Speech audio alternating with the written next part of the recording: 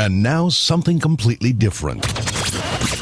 Good afternoon. I'm speaking to you live just outside I like to think balding is just God's way of saying, now let's see you get laid. Is it true that if you don't use it, you lose it? What I'd really like to do is put the greatness of this man in perspective. The hair loss community has a lot to be thankful for, having you as a spokesperson. You mean you just call this guy up? About life and about reality. And now, America's #1 reality radio show for men. Live from Los Angeles, it's Spencer Kobren's The Bald Truth. Surprise, surprise, surprise. Welcome, guys. Hey, Joe. On the minute. Hey, man. How's it going? Oh, I cannot complain. You know what? We got on exactly on time, which is great, but I still haven't put the link in thebaldtruth.com, which I will do. I will update that on the fly while we're doing the show. Guys, want to welcome you to the broadcast. Thank you so much for tuning in. The phone number is 888-659-3727. And this is the Hair Loss Show. I've been doing the show for a little over 24 years. I think it's 24 years, something like that. And if you are new to the broadcast, don't know who I am, why I'm here, or who this guy is, I'm a consumer advocate for men and women dealing with hair loss. I am the author of The Bald Truth and the Truth About Women's Hair Loss, first published back in 1998 by Simon & Schuster. Pocket Books is the imprint. And since that time, I've been doing this little show to provide you guys and ladies with a safe place. And I hate using that term now because it's really been co-opted by the rest of the world, I guess. By unsafe places. By unsafe places. But I've been saying this is a safe place for more than 2 decades. So you know what? Fuck it. I was the first. I'm going to keep it. I think you should. And Rob Helner, you need to fix your damn clock, son, because we were on the dot. Actually, we were 3:29 in like 55 seconds. And so Joe's we calling were a minute late. And Joe's calling shotgun on that too, because he's created a safe place too for a very long time. Yes. So let me give out the phone number, 888-659-3727. If you guys have any questions or concerns about your hair loss, let me say that we have both been in the trenches in this fucked up industry. And yeah, someone actually commented a few weeks ago, they don't understand why I call this industry fucked up. Well, if you don't understand why I call this industry fucked up, then you have not done your research. And you are either not a candidate for a hair transplant, and you certainly aren't a candidate to try any of the gray market treatments that are made available online. And you're probably not, or probably don't have a full understanding of what your true options are, because they are very limited when it comes to this insane industry. But it's a fucked up industry. It's $4.5 billion right now. I think it's estimated to be, and I could be wrong, $11 billion by 2023, and that's only 2 years away. I think I read that somewhere. Really? I read that much growth? I read that somewhere. Of course, they cited the American Hair Loss Association. I could be wrong. Check that out. You'll be able to find it online pretty easily. They just did a news piece. I think it was Business Wire or something the other day. But whatever it is, it's fucking big. And you know what? 99% of all products and services don't work. What's on the horizon is very, very there's some limited growth or changes that I see on the horizon. There's one company that looks like it's coming out or getting closer to coming out with something that may end up helping us all, which we will talk about in the next couple of weeks. They will be providing some really great content and information and cutting-edge findings at this year's Global Hair Loss Summit, which I'm excited about. Currently, it's the only company that got any real, some people call it angel funding, but it really is just venture capital. Venture capital, here in the U.S., it's really the first company that has gotten people and real investors to invest. They're not going around trying to get money from hair transplant doctors to invest in their product or into their company. They're getting real investors. You know, this is interesting. No one really understands this, but when a company goes to the industry that they're in to try to get investors to invest in their product in their device or whatever it is, that's always a bad sign. Yeah. I agree. I'm sorry, go ahead. Say your piece, because I want to get my link. I want to get this link on the Bald Truth. Well, I was going to ask you, this company that you're talking about, that's going to be presenting at this year's Global Hair Loss Summit. Is this going to be the first the first presentation they give to the community? It's going to be the first major presentation. Okay. So yes, Stemson Therapeutics. So you guys could look that up. Yep. I'm sure you already have. A lot of people have already been talking about it on the interwebs, and it's exciting because this is the first company, we'll call them a cloning company or a stem cell company, that's actually gotten real money from investors on a when I say real money, I mean, these other IPOs and things that you see out there where people are getting some serious cash infusion to take a company forward. This is the first time it's really happened for this kind of company, and I think that's exciting because it means there's something that's tangible, something that we can grab onto and follow to a potential actual product that will be different than a DHT inhibitor, that will be different than a vasodilator, that will be different than these products that are out now. Because as it stands, everything that's coming out now is more of the same, and this could be the first real change. Well, that's true, but here's the thing that I don't want to do. I don't want to create a mass hysteria. I don't want to create people who are, they're just waiting to do something about their hair loss, waiting for this technology to come to fruition. It will happen. I have a feeling that it will, but it's not in the very near future. But the fact that we're moving in this direction, I think, is very positive. But the one thing I never liked doing on this program, which I'm guilty of at the beginning of my broadcast back in 1998, is to bring all this stuff to the table, have people talk about it, then it gets all this internet, notoriety and this online kind of like underbelly press, I call it, from like the message forums and just all the nonsense and the clickbait, and then nothing comes of it. Now, I don't think that's going to be the case here, but the truth is, when people have come to us in the past, whatever the company is, there was a time when I provided access to our message forum for these companies, and they went on there and they shared some information, and then the peanut gallery comes out and they're so demanding of these companies and their CEOs or their representatives that come online or come on the program. These guys are like, I don't want to deal with these assholes. And they ruin it for everybody. And then everyone just has to put out information based on, it's all conjecture. They don't get the facts. There's a lot of clickbait. There's a lot of misinformation that's put out there. There are sites that just exist for this information so that they can get traffic. I don't want to do that, Joe. Good. I don't either. Now, here's the thing. I'm trying to, while I'm doing the program, and I'm trying to think, I'm also trying to get this link onto my website so that people who are trying to watch the broadcast through the website can actually see the live broadcast. The problem is the back end changed on this thing. And I have to try to do this on the fly. Pages. While we're speaking. Guys, we have phone lines open. If you don't call in, I go home. Well, I actually am home. The phone number is 888-659-3727. That's 888-659-3727. If you have any questions or concerns, you just want to vent, you want to talk about anything and everything hair loss, if you have any questions about an upcoming hair transplant surgery, if you're considering hair transplant surgery, call us and we'll answer your questions.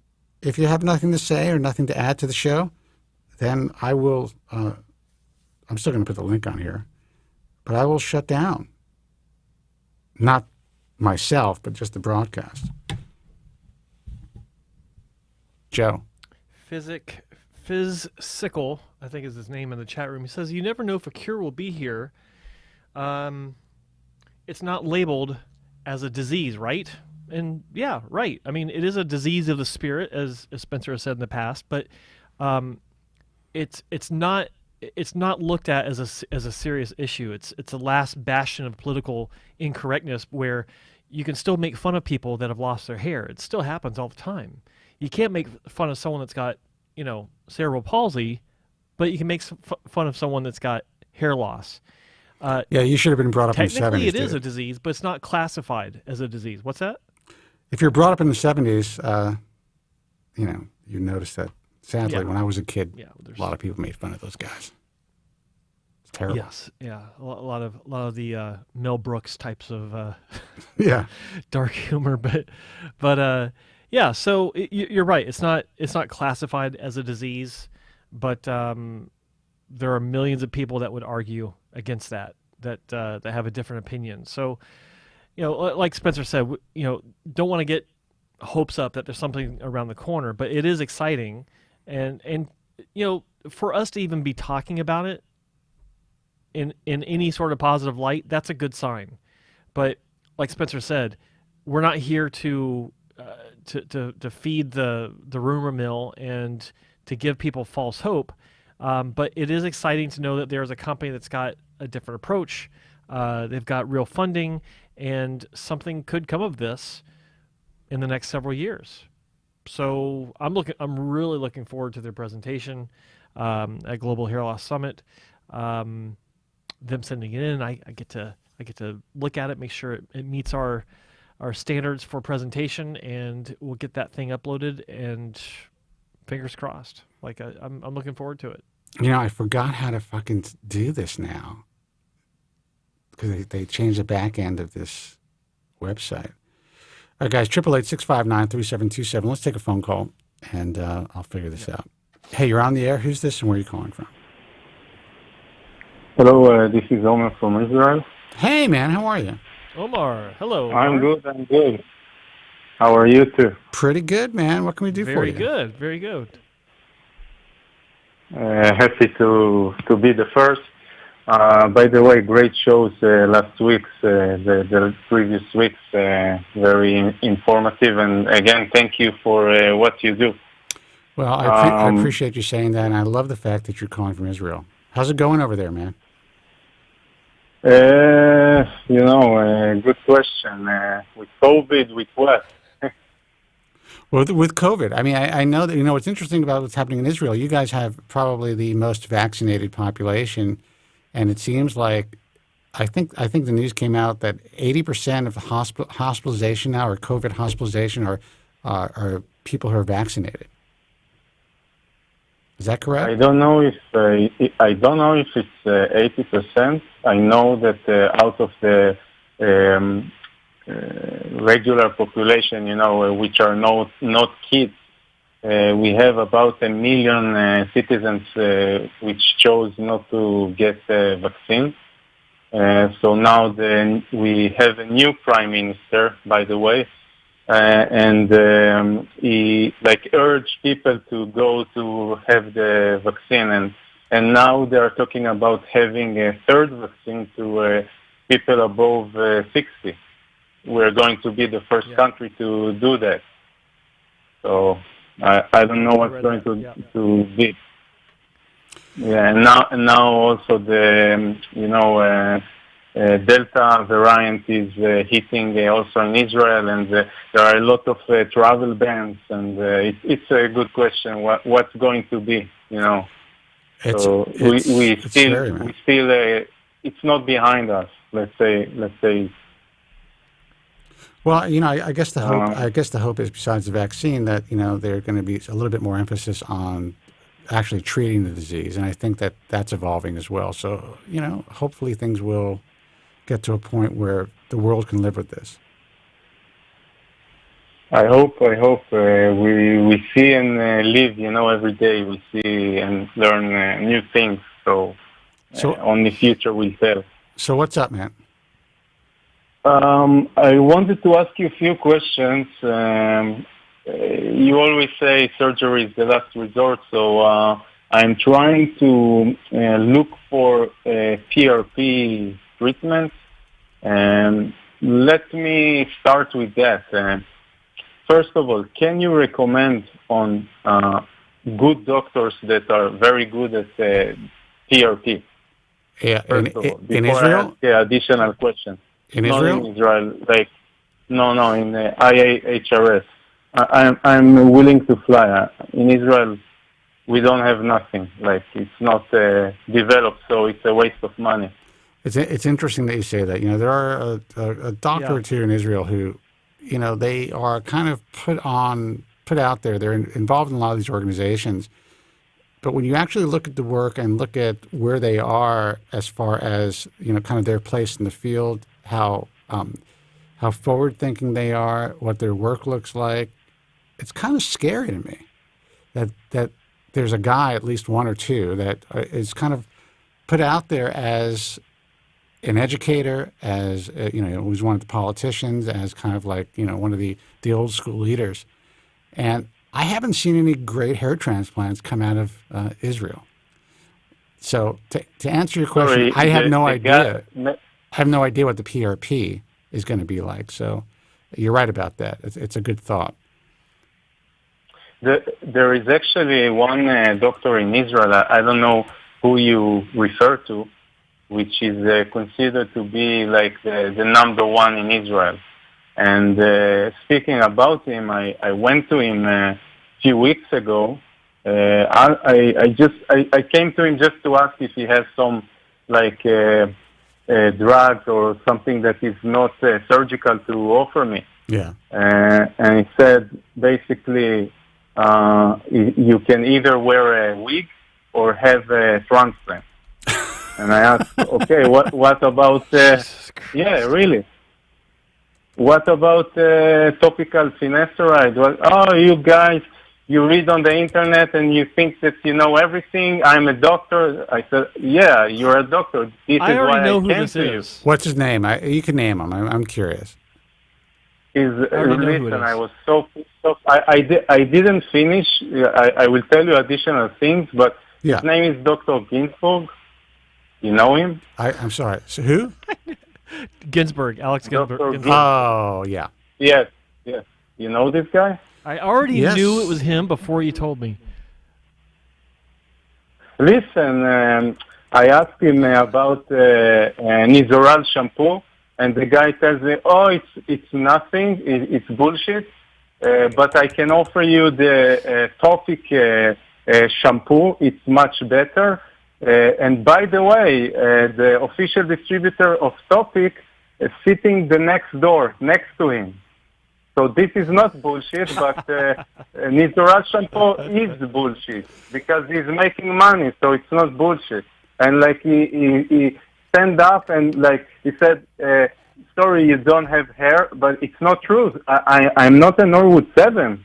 I'm Norwood 4. I still have a lot of hair, and I want to keep it. Give me something that I can do. And I'm glad that you brought this up, and I think this is very important for new listeners.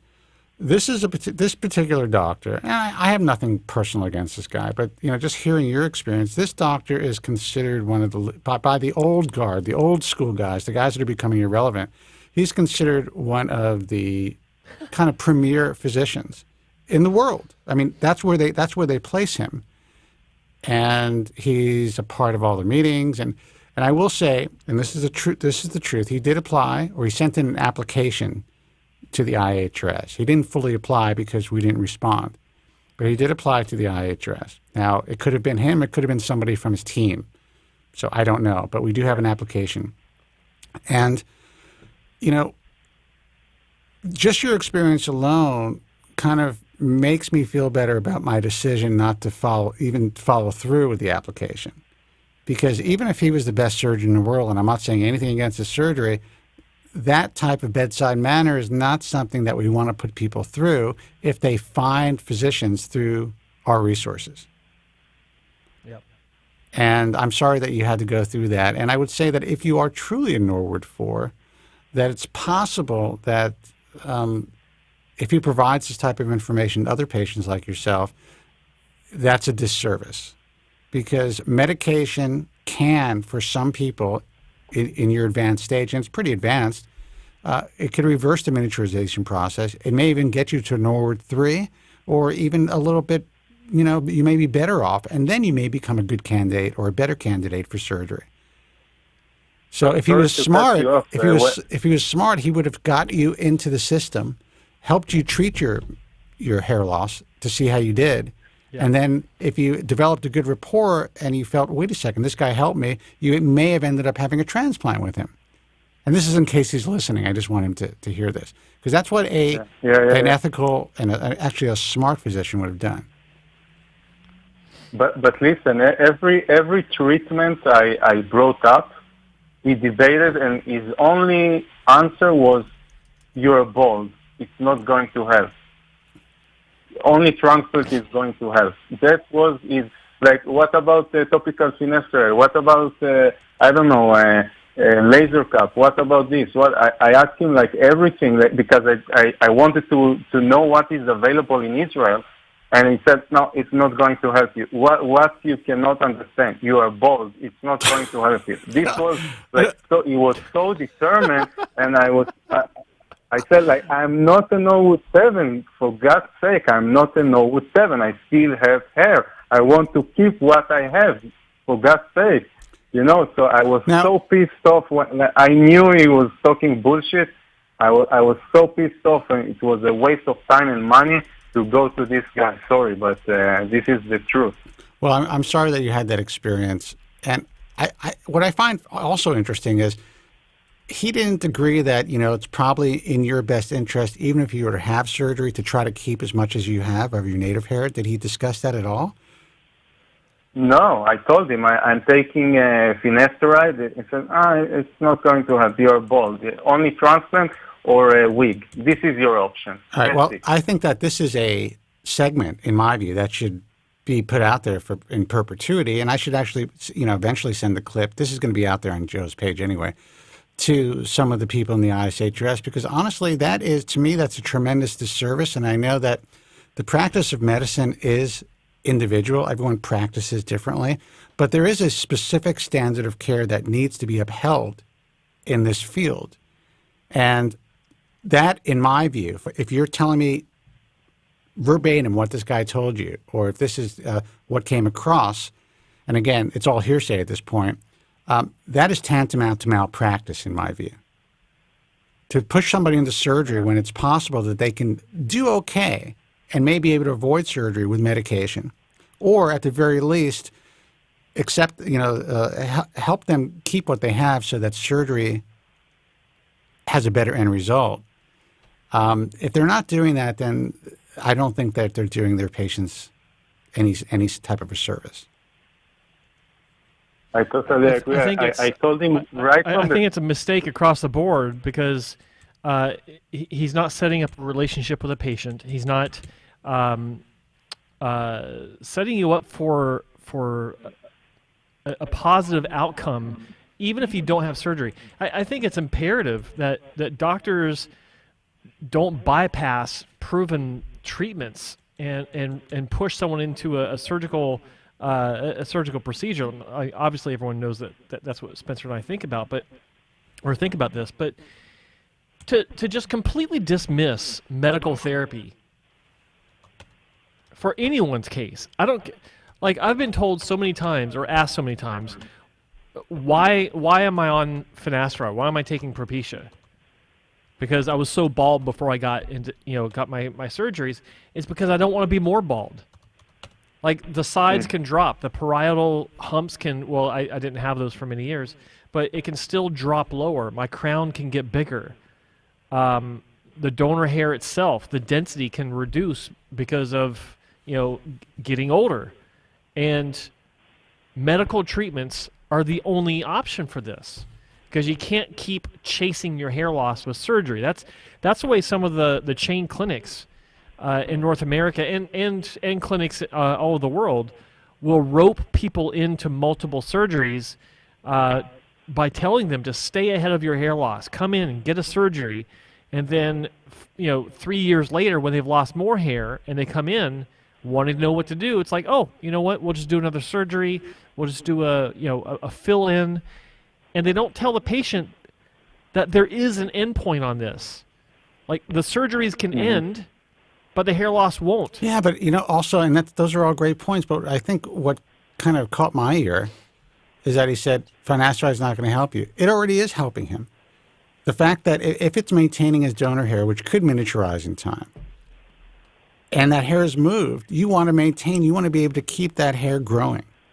And for any physician to claim that if this isn't going to help you, you're bald, then they're doing you a disservice. And I really do think that that's tantamount to malpractice.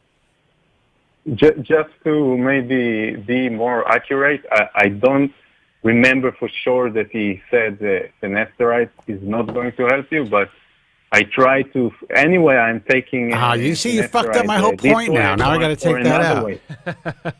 No. But I asked him about, like, maybe I should increase the dosage. Maybe I should take. I don't know. One day yes, one day no. I don't know. I just try to figure out my options. Let me tell you something. 30 years ago, I sat down in Dr. Norman Orenstreich's office, and I asked him about this drug. I had just basically, heard about it, and I'd asked some other doctors about this drug.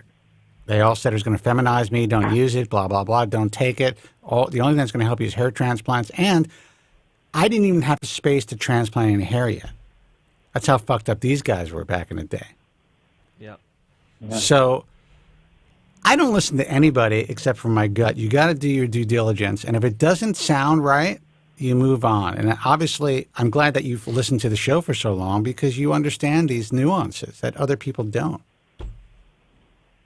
But maybe I started the conversation with this doc. I told him, listen, I'm looking for non-surgical solution. And probably, he wants to sell and make money with hair transplant, obviously. Mm-hmm. So I wasn't, he didn't see the dollar signs in his eyes when he looked at me. Right. So maybe, this was something that, changed the way he behaved to me. Maybe. Oh, I don't know. 100%. That's the problem. Now, did you pay for a consultation? No, in Israel, basically, we pay like a membership for, we have like organization that you can join. It's for free, it's mandatory in Israel. Right. I don't know how to explain it. Like you have the insurance in the States, we have it. Like it's for free. Like you pay, I don't know, like once every quarter you pay like $10 to. But even in Israel, to my knowledge, cosmetic surgery is not covered by that insurance. I'm not sure. I think maybe some insurances cover it. It depends. But bottom line, you didn't pay a consultation fee just to go see him. Yeah, so he didn't make any. He didn't make any money to sit with you. No. It costs like $10 or something like that. Like here, it's cheap. It's not. So in his mind, you were just a waste of his time, a waste of space. He couldn't sell you a transplant. So he was short with you, and and listen, maybe in his practice, maybe he really believes that none of this stuff is going to help you, or that you have no hope unless you get a hair transplant. Maybe he truly believes that. I doubt it, because any critical thinker who's been in this industry, who understands hair loss and the hair loss process and understands hair transplant surgery, would look at a Norwood 4 and say, it's possible that medical therapy could really help this guy out. Yep. Mm-hmm. So to get back to your PRP question, who's doing good PRP? Yeah. Well, that's hard to say, because there's a few physicians that I know who seem to be getting consistent results. With that said, I don't know, and I'm not being presented with the results or hearing from the patients from the other IHS members. So that's the problem. Now, we do know that there are many kits that are being sold to prepare PRP that don't seem to be actually creating platelet-rich plasma. It's either platelet-neutral plasma or platelet-poor plasma. So, it's hard for me to tell you the names of the people who we know are it's hard to say who's doing great work and who's not doing great work. But I can tell you who we know is doing consistent work. In the IHS, I know Jerry Cooley's doing really good PRP. I know that Alan Bauman seems to be getting some good results. I know that John Cole seems to be getting some good results. I know that on a personal note, I know that Joe Greco is not in the IHRS because he's not a physician, but he's a physician's assistant and a PhD in Florida. He's getting very consistent results. I know that Dr. Ballback from the Armani Clinic here in Los Angeles seems to have some very happy PRP patients. Who else, Joe? I think Scott Bowden. Scott Bowden in Connecticut, he's getting some consistent results, happy patients. I was going to say, how difficult is it for you to get over to Beirut right now? What's the situation there? It's not a matter of difficult. It's not possible. Yeah, he's Israeli. It's not possible. Okay. No, I cannot. As an Israeli, I was going to say there's someone in Beirut that could actually help him. Yeah, if he wants to be shot on the spot, sure. Yeah, exactly. It changes. Like, I don't know. Yeah. I'm not keeping up on that, but yeah, I was going to say Dr. Jabai. He's good. What's that? Do you have somebody in Europe in your mind? Well, I was going to say, gosh, there's well, in the UK there is Dr. Ball. He's getting some good results. Like he was showing me some behind the scenes, and they were looking good. There's also maybe in Belgium. Look to the Belgian trio. Yeah. You got I know Dr. Mwamba, you got Dr. Basanga and Dr. Mwamba. You got Christian Bazanga. Yeah. All IHRS members. Okay. You know what? It's interesting. You should actually call. You should call Dr. Basanga's office. I mean, this guy is probably one of the most honest guys. He'll tell you it's not going to help you. You know, a short anecdote. I should have visited Dr. Bizanga in Greece like a few weeks ago, and we had like a short war with the Palestinians, and they were throwing missiles to our airport.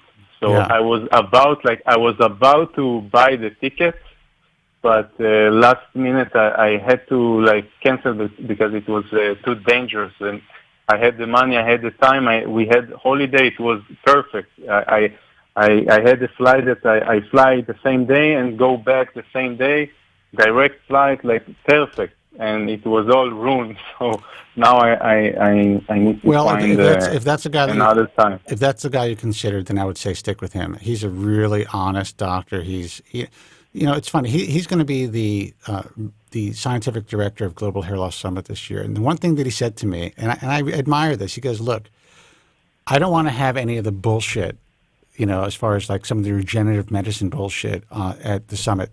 I want only stuff that we know works for hair, and that includes specific PRP. That includes different specific regenerative protocols that they're working on that they've already seen results with, but."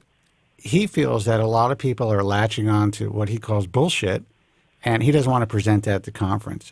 And I admire that because most of these guys want to, especially when they're directing these types of congresses, they want something that's going to really be compelling for other physicians to see, even if it's not really working yet. They just like the idea of having this, this preliminary science out there, which in a way I can see, but he really wants to only present stuff that he's been able to show that works. And that says a lot about the guy. So, yeah, I would, if you can get over there, he's certainly a guy that I would go to. I have a question. I was looking a lot at Dr. Skoll's website, and he has a lot of very interesting information. I was considering him to go. He calls his PRP, I think, CRP, if I'm not wrong. Yeah. And they also offer, I think it's called the embryonic membrane, if I'm not wrong.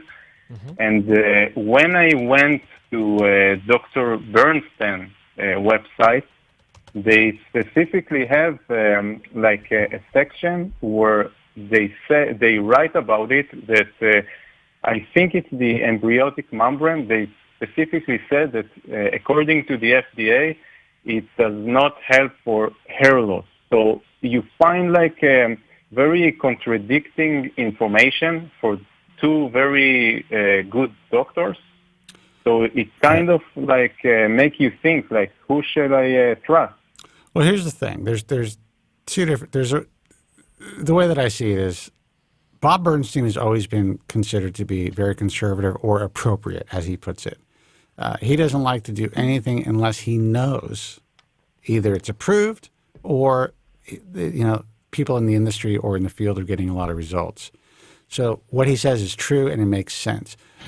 Dr. Cole is a little bit more aggressive as far as trying to get in front of this and be, the guy, kind of like the first to the table when it comes to these types of treatments. That could be good, and that could also not be great. It's not that he's going to harm anybody, but there may be disappointed patients out there. So my stance is this. You can talk to Dr. Cole about it. Ask him what he's seeing in his practice and tell him that, these are your concerns. And he may be able to explain those concerns away. I am more of a guy who wants to. I would rather have a therapy or a treatment that I know seems to have some consistency. That's how I feel about it. And that's what it comes down to. Like anytime you're talking to these clinics and you read something about an approach or a technique that they have or a protocol, where's the visual documentation that shows that it's doing anything? Like, it's great to read about stuff, but when you go to the before and after section in a PRP subsection they may have set up, how's it look? That's to me. So that's what matters. I'm the same. I'm the same, and I have a reply to your question. This is I exactly ask what you mentioned now, and they sent me. I speak about Dr. Cole's clinic. I didn't speak with him directly. I spoke with the clinic, and they sent me I think like 2 or 3 pictures. One of them was a guy that was like, I think like no 6 or 7, almost completely bald, and he had like an amazing result, like still see-through, but like in his video, he had a video, and he said like, I didn't expect, like it was so bald, like I didn't expect to have any growth in the bald areas, but he was surprised that he actually did. This was like a great result, and he had another one like okay results, but I don't think it's enough, and this is what they have, and based on that I need to like create my decision. And one more thing I want to add is they have like the CRP, which is their PRP treatment, and the embryonic membrane. So what I ask, Joe, you always say that try to isolate the treatment, like start with one thing because you never know what's working, because if you do both, you have to stick with them forever. You don't know what's working. So I ask this question, if I do the CRP and the embryonic membrane, how can I know which one helps, or if it's only a combination of both? Basically, they didn't have any answer. Like, so I said, okay, I want to try first the CRP to see how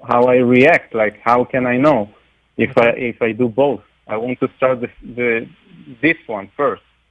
Yeah, and that's actually the way that you have to think, and we've been saying that for over 20 years. That's a sound plan. I'm a good student then. Yeah, but that's a sound plan. You don't want to throw the kitchen sink at anything. You have no idea what's helping you, and if you can just get away with PRP or CRP and get good results, you win. You're paying less money, and you're putting less shit into your body.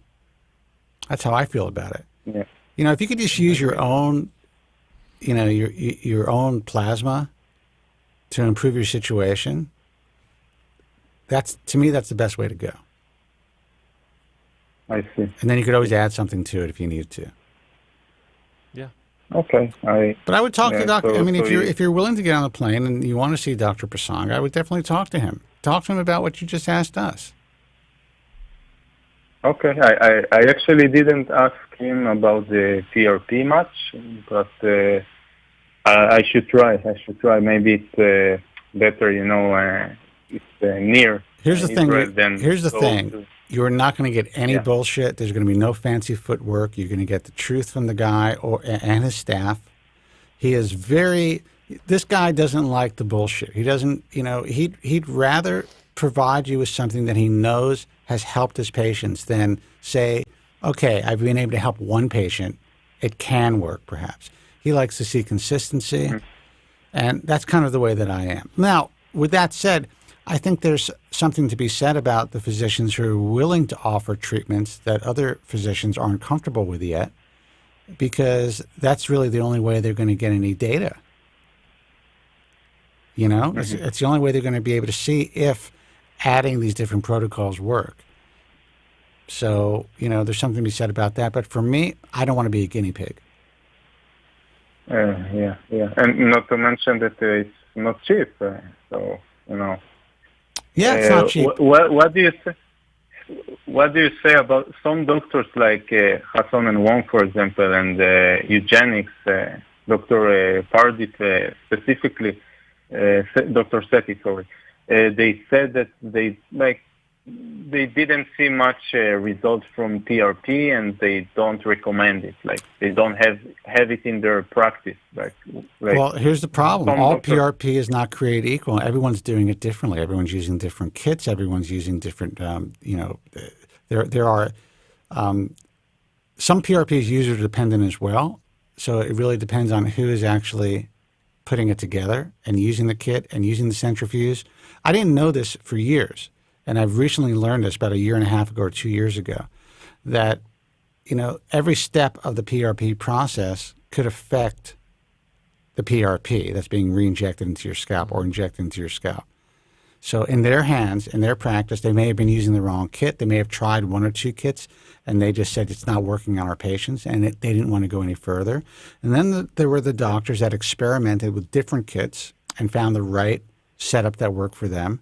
And then there were the doctors who hit it the first time, and they're like, wait a second, this protocol seems to be working for my patients. So in their practice, they're seeing results. I can tell you for sure, and I have nothing to sell and nothing to gain from this, I have seen PRP work for people.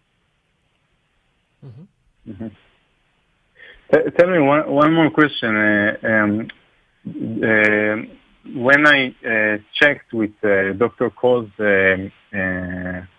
office, they have an office in Atlanta, and they now open a new one in New York.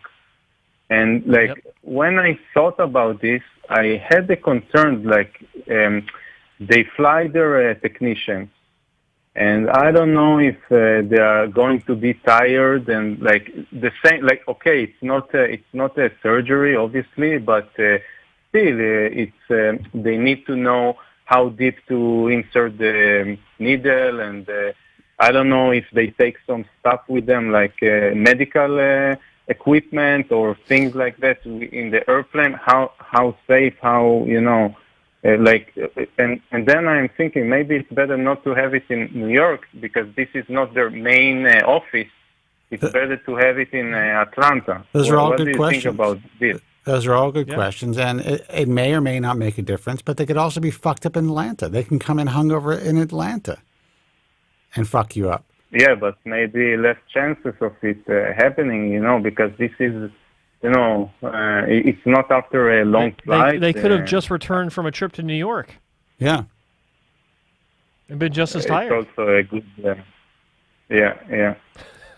Look, these are all good. Listen, we put these points out there. We let people know that, there's, you're dealing with a human factor when you're having any of these procedures performed. And really, people have bad days, and we talk about the hangover factor, and so you guys pick up on this, which is great, but you also don't want to overanalyze it, because the same thing's going to happen anywhere. Now, is the equipment going to be damaged somehow during the flight? Are the PRP kits going to be damaged somehow during the flight? How do you know that the PRP kits aren't set up in New York and they're just not just flying in to perform the PRP? Yeah. You have no idea. So don't overanalyze because it's just going to paralyze you. But these are all important questions. I think the key is you want to go to somebody who seems to be getting consistent results. And if they're getting consistent results, if Dr. Cole is getting consistent results in Atlanta, he can probably bring that consistency over to New York if he's using the same team. And I'll say this about Dr. Cole. Many years ago, he used to travel all the time. He would travel to D.C., he would travel to New York, he would travel to all kinds of different places, and he's experienced with taking a team with him from his home base in Atlanta and going to different areas to perform surgery. He was doing it like all the time years ago. And so it's not new to him. He knows what to do. He knows how to prep for a trip. And I've not confirmed this. I've not talked to him about his clinic in New York in a while. But if you're going to go and have a procedure with Dr. Cole in his New York clinic, he's got a lot of his equipment there already set up because it's just not cost effective to keep lugging all this medical equipment back and forth that you can easily source right there in New York and have it waiting for you. So I wouldn't feel, like Spencer said, don't overanalyze it. I wouldn't feel funny about having a procedure in New York if he's based in Atlanta because it's a clinic. Like he's setting it up as his own clinic. So I'm sure it would be set up properly. He knows what he's doing. I mean, listen, we're going to take another call. We're going to take another call, and I always appreciate you calling in from Israel, but we got a full board. Thank you. Just a last question about PRP. Oh my God! Okay. Man, more? Go ahead. Just one. Do you agree that doing PRP on bald areas is not as effective as having it on areas which you have hair? Well, the key is in general, yes. Yeah. The key is you want to work in areas that, have miniaturized hair, but have some sort of hair growth. Now, when you say bald area, if it's slick bald, you're probably not going to see any results. If you have really strong vellus hairs, meaning that, it still has maybe a year's life cycle. It's not purely vellus, but you're getting, an inch of growth and then they're falling out. It's possible to reverse that. It really is, and get longer growth cycles. So, but the thing is, they're drawing enough PRP where they can give you a ring block, they can get the entire top of your scalp and all the balding areas. And essentially, it's not just, okay, we're going to put this injection in, and we're only going to be able to affect 1 square centimeter. That's not the way PRP works. So they'll be able to work, they may concentrate on specific areas that you ask them to, but the reality is it's going to work all over your scalp, even in the areas that are not injected, including the donor area. Interesting. All right. Thank you very much, guys. I really appreciate your time, and again, thank you very much. Okay, man. Good luck. Take care. Yeah, thanks for calling. You too. Bye-bye. Bye-bye. I mean, the guy's calling on Shabbat. What time is it in Israel? Early Saturday. He's not supposed to be picking up the phone. 888-659-3727. Let's take this call. Got to admire this guy. Hey, you're on the air. Who's this and where are you calling from? Hey, caller. What's up? Hello. I'll give you one more second to say hello. All right. Guys, we have free lines. Give us a call, 888-659-3727. That's 888-659-3727. I think that caller may have fallen asleep. I wouldn't doubt it. It happens. That happens. But the question is he drooling? When Joe from Staten Island used to call, and sometimes he'd be holding on, and we'd hear snoring. Someone, I don't know if it was Joe or somebody else. And I'd go to them, and he'd be snoring on the other end. All right, let's take a call. That's good. Hey, you're on the air. Who's this, and where are you calling from? Hey, guys. Mike from New York. How are you? Mike, what's happening, my man? Hello, hey, Mike. Not too much. All right. I got you guys are talking about PRP, so I had to call up and have a little bit of a rant yeah. About something that I was in the dermatologist. So my thing is, if you remember, I'm looking at a relatively small procedure next year to restore my hairline. How can we not remember you, Mike? Come on. Well, I'm in the process of trying to do anything I can to stabilize what I have left. And, finasteride didn't really work out for me, so now I'm thinking about maybe topical or oral minoxidil. But I was at the dermatologist the other day, and we started talking about PRP. And it just brought me back to that feeling of, I feel like they prey on people in this industry and us guys. And he went over the price for me. Just so you know, I don't mean to cut you off, but PRP is the single biggest money grab in the industry today. Well, then you'll appreciate what I'm about to tell you, because he told me it's done this way. It's 3 sessions, 1 month apiece, and he told me it's $750 each time. And I said to him, first of all, looking at $2,200 right there, and it's not even guaranteed to work. I said to him, if it doesn't grow, do I get my money back? He said no. But he did say, after the second session, we can kind of start telling if you're if you're a good responder, and then we wouldn't go forward with the third, so you're only at $1,500 there. And and the best part is, he told me, and we had like a little conversation where he almost kind of implied, because he knows I'm going forward with surgery, and he said, well, surgery, even though it's not guaranteed, it's, if you go to a good doctor, you're probably going to end up with what you want. And I said, yeah. And his implication was kind of like, PRP isn't guaranteed. And I guess the bottom line is just real. Go ahead. No, just nothing's guaranteed. Right. No, I know what you mean. I know what you mean. But anyway, but when you look at PRP for $2,200, and look, that's not permanent also, even if you do have results, you would have to eventually go back one day down the road, versus, let's say $2,200 worth putting towards another transplant in the future if I lost hair behind my hairline. It just seemed ridiculous. It just seemed very, very overpriced. I mean, what is this that they do? That's actually low cost. $2,200 for PRP, and you're getting 3 sessions. That's more than what most people in North America are paying. And right there in New York, you got one guy who's pretty popular on. That's less. That's a lot less than they're paying. You mean? He's sorry. He's charging like $5 or $6 grand for one pop. One. How is this justified, these prices, if this isn't a guaranteed thing? Like, if you told me, okay, Mike, you're going to have thickening of this and it's going to last you for 2 solid years, I'd be in there with my $2 grand in the heartbeat. I'll tell you how it's justified. It's what the market will bear. These are cosmetic procedures. There's no regulation. No one gives a shit. It's a fucking business. And these are sold. Yeah. The way these companies sell these dermatologists or plastic surgeons or guys who don't even understand hair, they tell them to sell these in packages. So when they sell their kits, they're like, you can sell these in packages, and this is what Dr. Z is doing here and Dr. A is doing there, and you can get this much, and you sell in the package.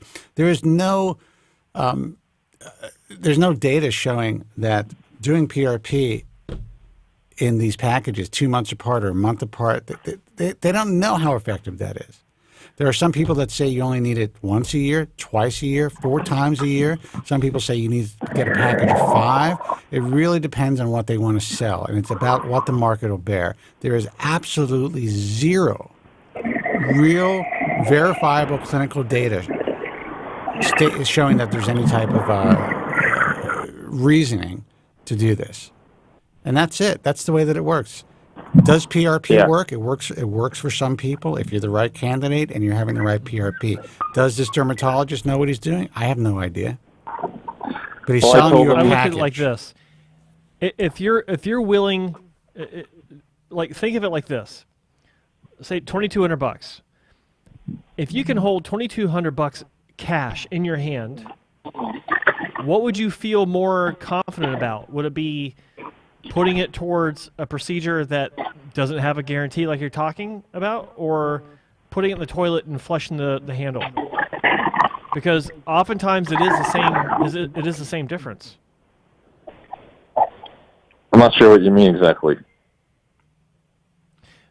if you go for PRP, it's the same thing as flushing that money down the toilet. It can be. Like in many cases, there's no guarantee.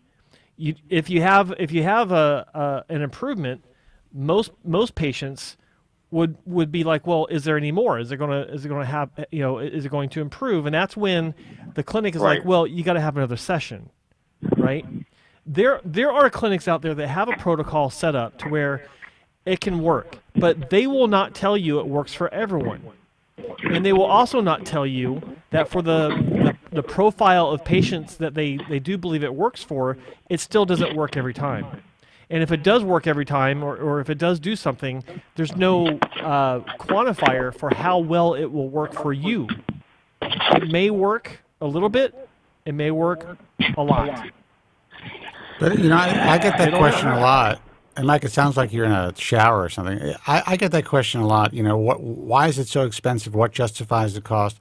It's just what the market will bear. They're like, oh, yeah, I think we can get, because it's the hair loss world, and, it's happening in either a dermatologist's office or it's happening in a hair transplant surgeon's office. I think the consumer will pay this much. And boom, that's what it costs. So the companies that make these kits, they have a huge markup. They mark that up to the doctor, and then the doctor buys that, so there's a cost to that, and then he has to mark it up to you guys. There are some guys who are willing to do PRP for $500 a shot. Yeah. It sounds like your guy is close to that. What is it, $750 he's charging per procedure for a package of $2,100? Part of the package, which ends up being over $2,200. Yeah. Yeah, so it's about $750 or so per PRP treatment, which is it's on the cheap end. So. But they want to sell that package. Now, how much time does it take? He has his staff preparing the PRP. He goes in there, gives you a ring block, and says, hey, yeah, does his thing, and then he's out to the next guy. Right. That's it. That's the way that it works. If you're going down this route, and you're trying to treat your hair loss, if you're getting a hair transplant or anything, understand that this is a business, and they will get as much money as they can from you, whether it's justified or not. It's just like, to me, it's just kind of fascinating. It's like, what is that? Like, is this, maybe you know what I mean, like this plasma or whatever it is, like, is it really worth anything close to this? Or is this just a straight up markup, looking to get as much business, what you're kind of saying? Because it doesn't seem like a very involved thing. It's not involved. Listen, these guys aren't going in there and painting your house. And, it's not like, okay, you do this job and I pay you this much and I see the value here. That's not the way the hair loss industry works. Everything is based on fear and hope. There are a few people that could really help you. So there are great hair transplant surgeons out there. There are some medications that could help. PRP has been shown to work in many cases, but it's maybe you got a 50-50 chance, if that. So if you're one of the lucky guys that it works for, you're like, I love PRP. So you go out there, you tell the world, you keep getting it done, and there's value. It's great. Would you not spend $2,200 a year for 3 PRP treatments if this kept your hair? I would pay $3,000 if it kept my hair a year. Yeah. Well, I don't know about that. But $20,000 if it kept your hair and grew some hair. Well, not a year. I wouldn't be able to afford that. But then again, you do look at a surgery, and let's say, you go overseas to a good doctor that you do your research on, and you pay, let's say, $7,000 or $8,000, and you don't got to go back maybe ever, as opposed to doing PRP that may or may not work every year for $2,000-$3,000. You do lean towards the transplant at that point. Well, here's the thing: you have limited resources, as you stated. You also are trying to figure out what the value is because you're not guaranteed anything. It's not like you're getting a car or whatever for your money. I understand that. It's probably not for you. Because there's no justification. The only justification for the cost is it's what the market will bear. But you would agree that when you look at a surgeon that has consistent results, that is a reputable surgeon, and you go there, even though surgery is not guaranteed, your odds are probably in a better area if you're going through with a surgery or one or two surgeries, as opposed to you saying PRP, because I know your message is surgery is the last resort. Well, I would say as far as the percentage of getting what you paid for, being higher with surgery, yeah, there's a greater chance you're going to get hair growing out of your head with hair transplant surgery than with PRP. I will interject and say that the downside, though, of the surgery is far greater than that of a failed PRP. With a failed PRP, it's like it's a wash. You walk away. I've done it. I tried it. Wasn't for me, and no one will know. That's right. You won't remember. Like you'll have zero evidence of it.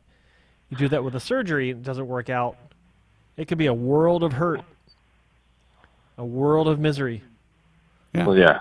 I mean, and we've been trying to talk you out of surgery forever, but and you've been calling us about the small surgery that you're going to have, and this is what you need, and that's what you need, and I get it, man. I get it, and I'm also assuming that you didn't try to get back on Propecia after your experience.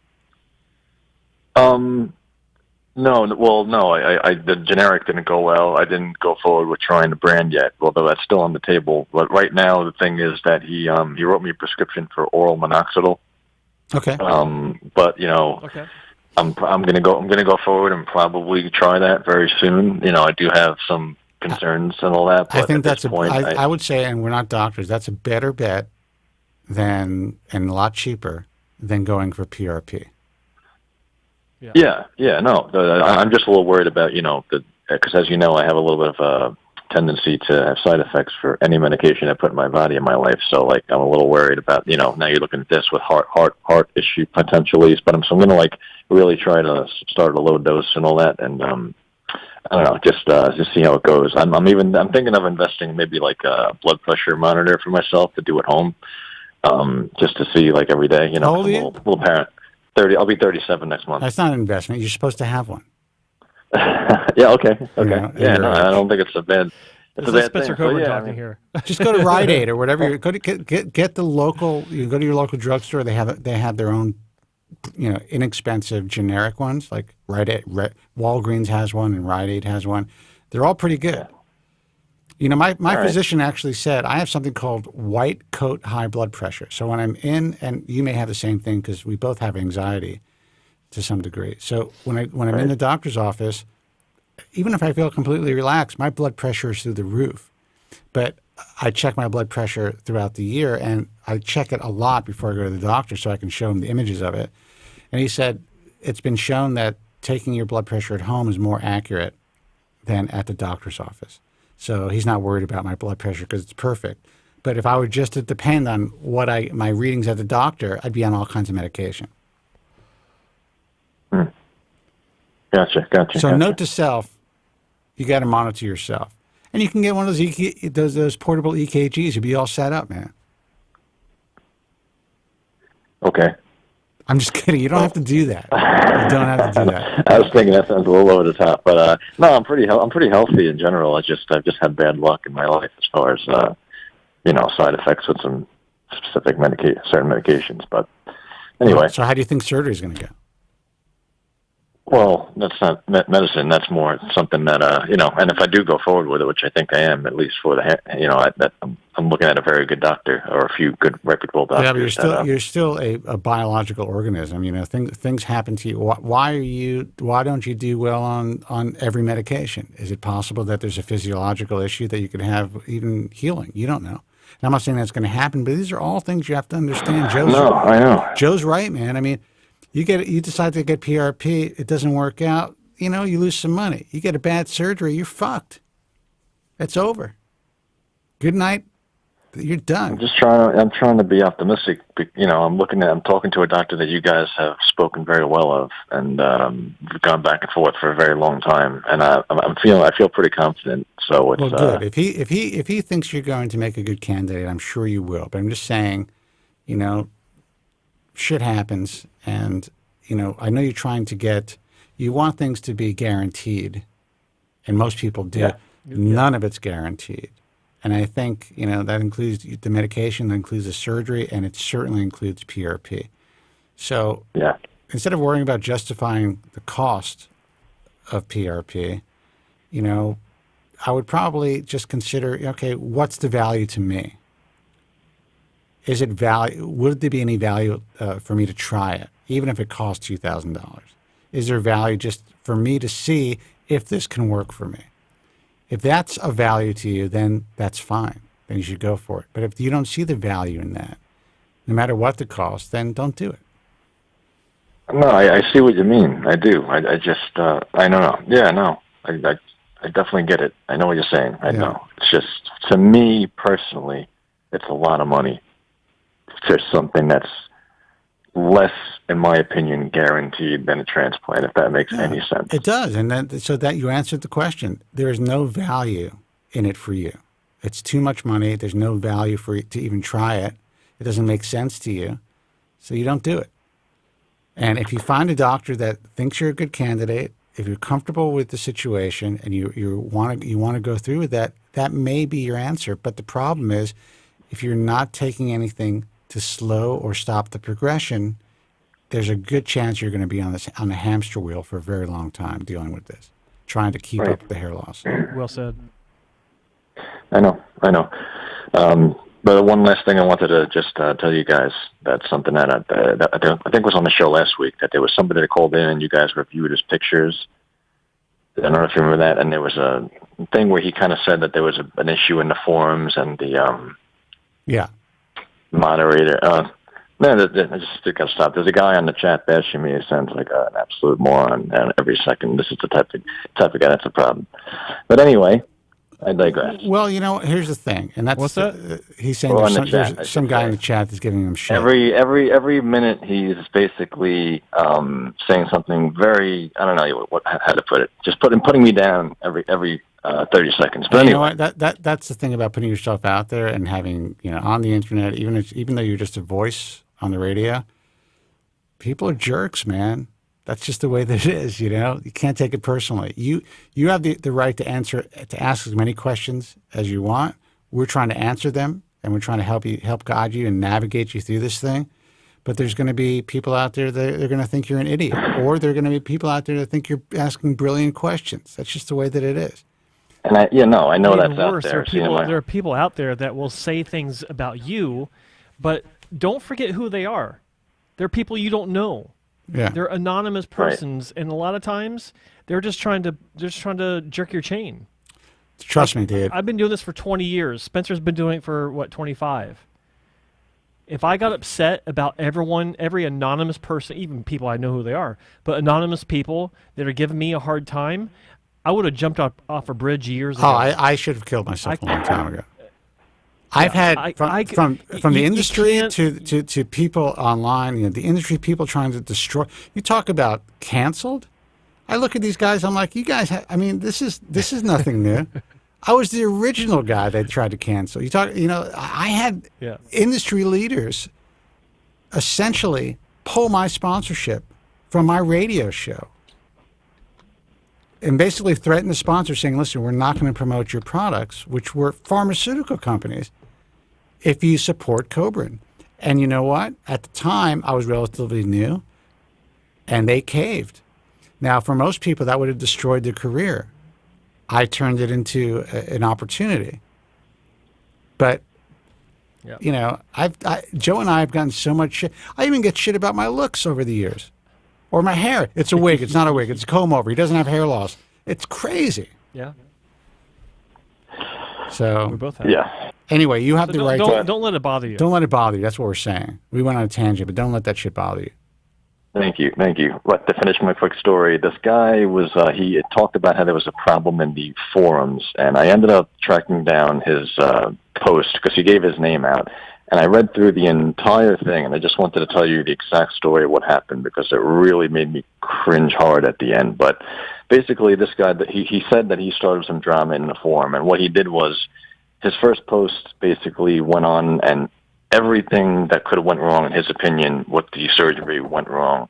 And he was really over the top as far as like, even that he didn't have a pillow, or they asked him this question that he didn't like, and then this and that. And then 4 weeks later, he's freaking out. He sees this he thinks is wrong, and he's putting down the doctor. And, the moderator kind of said to him, look, you can't do that, and this is unacceptable. And so the moderator was in the right in that way. That makes sense. The funny thing is, fast forward, whatever it might have been, 4 or 5 months, and as you saw last week, the guy actually ends up having a bad result, or at least not a great result. So what happens is the moderator who the story was also used, that surgeon moderator kind of comes to the surgeon's defense a little bit. And even though, and then you had your typical posters that just see like, oh, a lot of hair on the head, and they think, oh, it's an amazing result, and this and that. But then you had some people chiming in saying, no, there are problems here. And well, the posters that see that as an amazing result, honestly, if they were looking at those images, they're not real posters. You need to know that. There's a good chance, I should say there's a good chance, or at least a possibility they're not real posters. Yeah, I mean, it's just, so, and the end of so the end of it went where the moderator said to this guy that, oh, I knew you were going to get a good result. And meanwhile, like, people after him are saying, this guy had doubles in his hairline. He had an unnatural curve in his hairline. Density was missing from one side. And there was even a slight little evidence of, I guess it's called cobblestoning or pitting. Yeah. Something was going on. And then the very end, the moderator said he put his before pictures up and he put his after pictures up. And the moderator wrote something. I'm not quoting him, but he said something along the lines of, oh, I'm just going to leave this here and show you do. Basically, the implication was because this guy just had a ton of growth or a good amount of hair growth compared to where he was, that it's a good result. And it just made me really cringe because I hate when I see that and you see these people that as long as there's growth and you had more than you. Meanwhile, the guy's hairline and whatever you wanted, the multi-grade, everything's messed up, and I'd be devastated myself. And it just rubbed me the really wrong way because talking about the moderator. Anyway, I just wanted to tell you guys a whole story about that last week. When you run a message form or own a message form or work for somebody who runs a message form, the bottom line is the message forms are there to make money. That's it. Now, they can be useful. They've helped a lot of people, but it really depends on how they're run. Our message form only allows IAHRS members to post their images. IAHRS members all pay me IAHRS dues to be part of what we do. That's the way it is, like any other society. For these other forums, they pay membership fees or sponsorship fees, and some of them are very high. It could be anywhere between, $750 in the low end to $1,500 or up to $2,000 a month. So these message forms are dependent on these sponsors. Now, I run things differently. We add, I could take the message form away tomorrow. I don't lose any money. I don't lose any members. The message form is not dependent. We just kind of added it as, ancillary type of thing because we were asked to do it. I think it's a pain in the ass, and honestly, I don't trust the forums. We try to moderate it pretty heavily. But these other companies have these forums specifically for this reason. And people just need to understand that. You have to be able to pick and choose the information that you find valuable, but understand that a lot of what you see on all message forums is bullshit. If it comes from an anonymous user, it could be bullshit. If it's a moderator defending a sponsor, that's never a good sign, in my view. Now, moderators could intervene. In my view, I don't even think moderators should be involved. I don't even think moderators should make their presence known. They should be silent. There's some sort of issue that comes up that actually legitimately requires moderator interjection. But the flow of the conversation should not be directed by a moderator. A physician or a clinic should not be defended by a moderator. Ever. And a clinic or doctor should not be promoted by a moderator because there's a collusion issue going on, and it opens up all kinds of different doors that are not pretty. So I think that they should completely stay in the background and stay silent and be completely uninvolved unless there are extenuating circumstances. Because when you're involved as a moderator, you're coming across as an authority on the subject because people are looking to you. It's like, oh, it's a hair transplant moderator on a forum, but you're directing the outcome of a discussion that might have a different outcome if you weren't involved as a moderator. And understand that the moderators on this forum are also in charge of making sales, and they're also in charge of keeping their sponsors happy. So whether it appears to be sales or not, that's exactly what they are. When people are like, hey, you know, we're considering this doctor, whatever it is, they're considering seeing if they could sell this doctor. And that's just the truth. There's nothing wrong with that as long as the consumer understands that. You know, I'm very clear.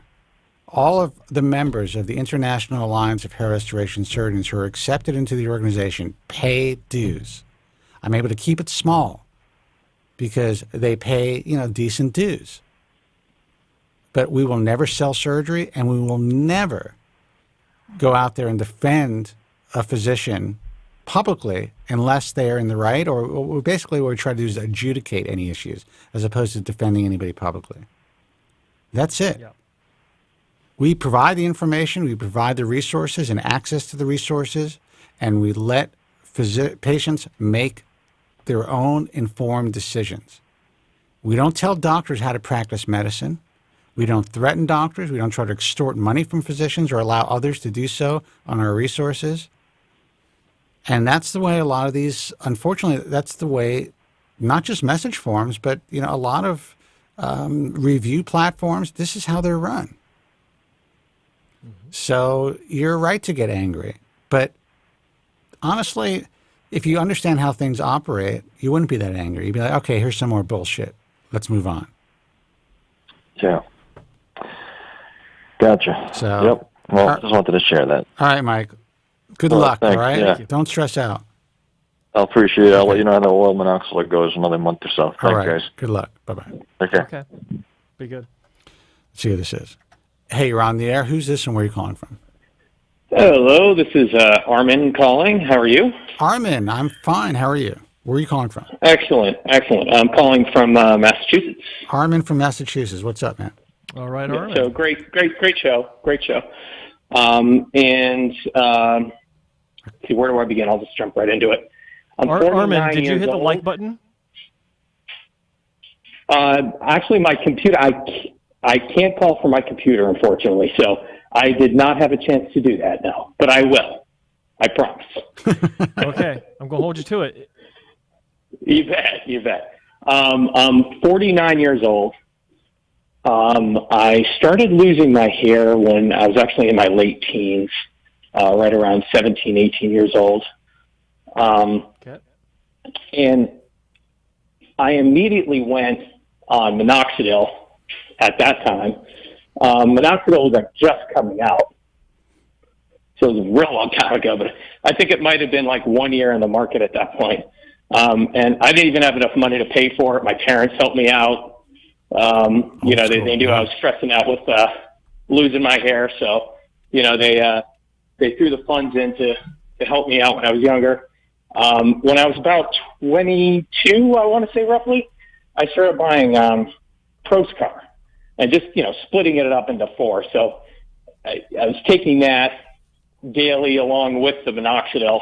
So, you know, when I look at my family history, both my grandfather's bald, my father's bald, guaranteed I would have been bald in my mid-20s. I would have absolutely been bald. Mm-hmm. So anyway, I was able to sort of freeze it in time.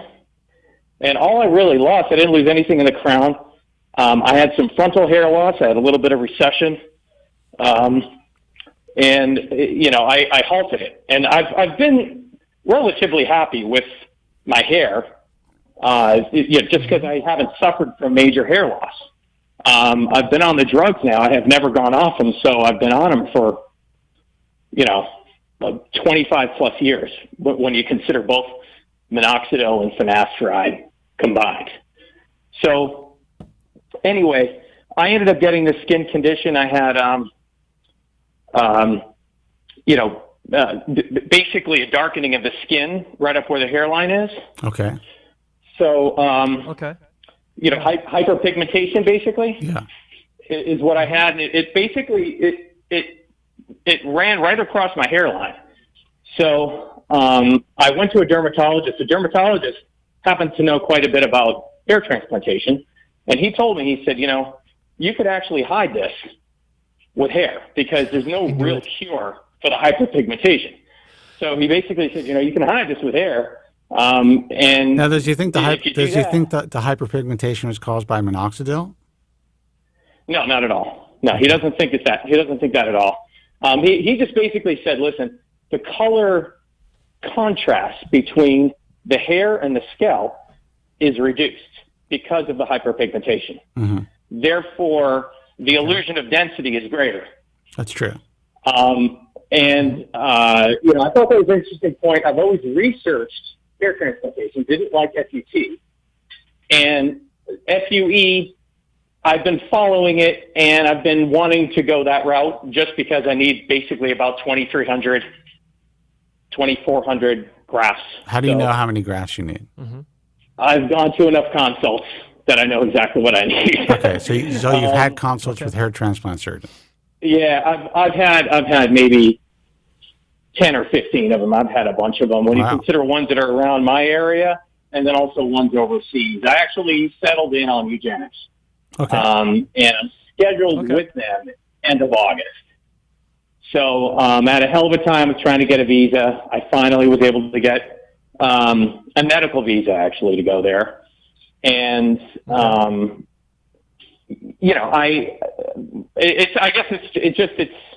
I've come a long way, and I've been happy with the way that it is. And I hear what you guys say all the time. I hear you guys saying it all the time. Don't get the surgery unless you really feel adamant about wanting to do it. Yes. I really hate the hyperpigmentation that I have. And I've also always hated my hair loss, even though it's minimal, because I was able to stop it in time. I've always wanted to fix it. And because I feel like it's stable, if you take a look at look at my pictures when I'm 20 years old, and you compare it to the pictures of when I'm 49 years old, you would not see any difference in my hair. Like I actually halted the hair loss, which, the drugs are doing exactly what they're supposed to do, right? So I guess I responded well to them, and I never stopped responding to them over multiple decades. So that's why I feel more confident to say, hey, this hyperpigmentation, even though it's not a good thing, it actually can serve to my benefit because it's in the corners where all the transplants are going to go. And I've also always wanted to do it. And everywhere that I've gone, they've assessed and said, your donor area is in exceptional shape because you've been taking the drugs. So even though you don't apply the minoxidil there, the finasteride, not only does it help the top of your head, but it also helps, because even the hair that's in your donor area, even though it's going to miniaturize very slowly comparatively to the hair on the top of your head, it still starts to miniaturize over multiple decades. Let me ask you this question. Is the darkening of the skin actually, does it enter into the hairline? Is it underneath your existing hairline at all? A little bit, yeah. Okay. Yeah, it is. Yeah, I was going to say, because whoever your dermatologist is, there are some laser devices that actually work with, I think it's melasma and other darkening, hyperpigmentation issues that work pretty well, and that really. Oh no, he told me about him. He told me about him, and he says I can do this, or you can get a hair transplant, and you could use it to your benefit. Yeah, and so I'm glad that he brought that up. So yeah, I've seen some really great results. And that's an option, but I'm glad that he brought that up. So yeah, listen, you're 49 years old. You have stable hair loss. You've chosen a good clinic. It's always possible to get some shock loss, but if they are just going to implant around your current hairline, in front of your current hairline, and not within your hairline, or just very little bit within your hairline, it's possible that you'll be fine. Joe, you've probably seen this a million times. What do you think? Not a million times, because it's not that common. But I would say this though, and transplanting below his hairline at the age of 50, not the melasma. Oh yeah. Sorry. Yeah, I've seen it. If I've seen it once, I've seen it 1,000 times. I'm not a fan of suggesting a surgical procedure to hide a skin condition that's not really that visible, and I say that because you do have options. So if it's the hypopigmentation that's bothering you most, you have options that are non-surgical, such as the laser approach. I think there's also Spencer, you know more about this. The retin-A. How dare you? oh god, different acid applications that Yeah, take they have time, but they can help to reduce. Retinoic acid could help, but yeah, glycolic acid applications. Honestly, Joe, I would have been in this place anyway, wanting to get it, even if I did fix it. It was basically what it was I've been holding it off for so long, and I've been wanting to do it for so long. I went to the dermatologist. They told me, hey, this is what it is. It's COVID, and you're working at home, but you also have a lot of free time too. And so I started researching hair transplants over the last couple of years. A lot more. So basically, it was just basically the straw that broke the camel's back. It's what you needed. And he got permission from his. He basically got permission to do it. I'm like, perfect. Perfect. Yeah. This is a blessing in disguise. Now I can go do it. It's the excuse you needed. I get it. But like I said, I wasn't really applying this to you specifically because honestly, you sound like a great candidate. Like, it doesn't get much better than you. You're 49 years old. All you need is some hairline work. You've been on medication for 25. You've been on medication longer than some of the YouTubers out there talking about medication. Like, that's awesome. And it's stabilized. It's worked for you. So I think you're probably one of the better candidates as far as how to classify someone looking for surgery. But for everyone else that's watching or listening on podcasts, I don't think it's a good idea for someone to recommend, well, you got this issue, so get a hair transplant to fix it. I think that's reckless. Agreed. In your case, not so much. So I wanted to make that distinction because you check the boxes everywhere else. Like everything else is lining up. So great clinic, I get it. Yeah. obviously. Great setup. The canvas that you're presenting to eugenics is an ideal canvas because it's stable, and that's fantastic. Who's going to be your primary surgeon? Is it going to be Dr. Erica or Dr. Pradeep? Yeah, Dr. Erica. Yeah. Yep. Awesome. Dr. Erica. Awesome. Yeah. Yep. Yeah. I like her. I like her a lot. I was talking about critical thinking before. She's a real critical thinker. She is. Yeah. She has a conservative approach, even though she's, more aggressive than some of the older school conservative guys. She's not going to treat anybody she doesn't think is 100% treatable, which is great. I mean, she'll just say it. So I think you're going to be in good hands. That's great. That's great to hear. And one more thing before I let you guys go, I want to let you guys go to other callers. Please. I need to be off of minoxidil for a period of time before I get the transplant. So if I'm end of August, then should I stop now, the minoxidil? Always follow the clinic's directions. Yeah, that's what okay. I 2 do. weeks. Yeah, they told me a couple of weeks. So, I was going to play it safe and then maybe get off it for a month. And the other thing is, this is another question that I had about red light therapy. And Joe, I know you did a video on this and discussed the benefits of, infrared light therapy and all of that and the different caps that you could get and all that. Red light therapy or laser therapy? It was specifically lasers. Red light it had therapy. nothing to do with LEDs is what you're referring to. Okay. Yeah, just lasers. So continue. I might have been getting it wrong. Sorry, I got the nomenclature wrong there. But basically, no worries. Would it be possible to use that like in lieu of topical minoxidil? Could I use that therapy? No. The laser therapy. No. After a transplant. No. Okay. You could use it after use transplant. It sure. But what you're asking is, can you use it in lieu of minoxidil? I don't think that's a good idea because you're introducing another. What you're doing is you're introducing another potential agitator to your scalp, where it could induce a telogen effect that you might not experience without it.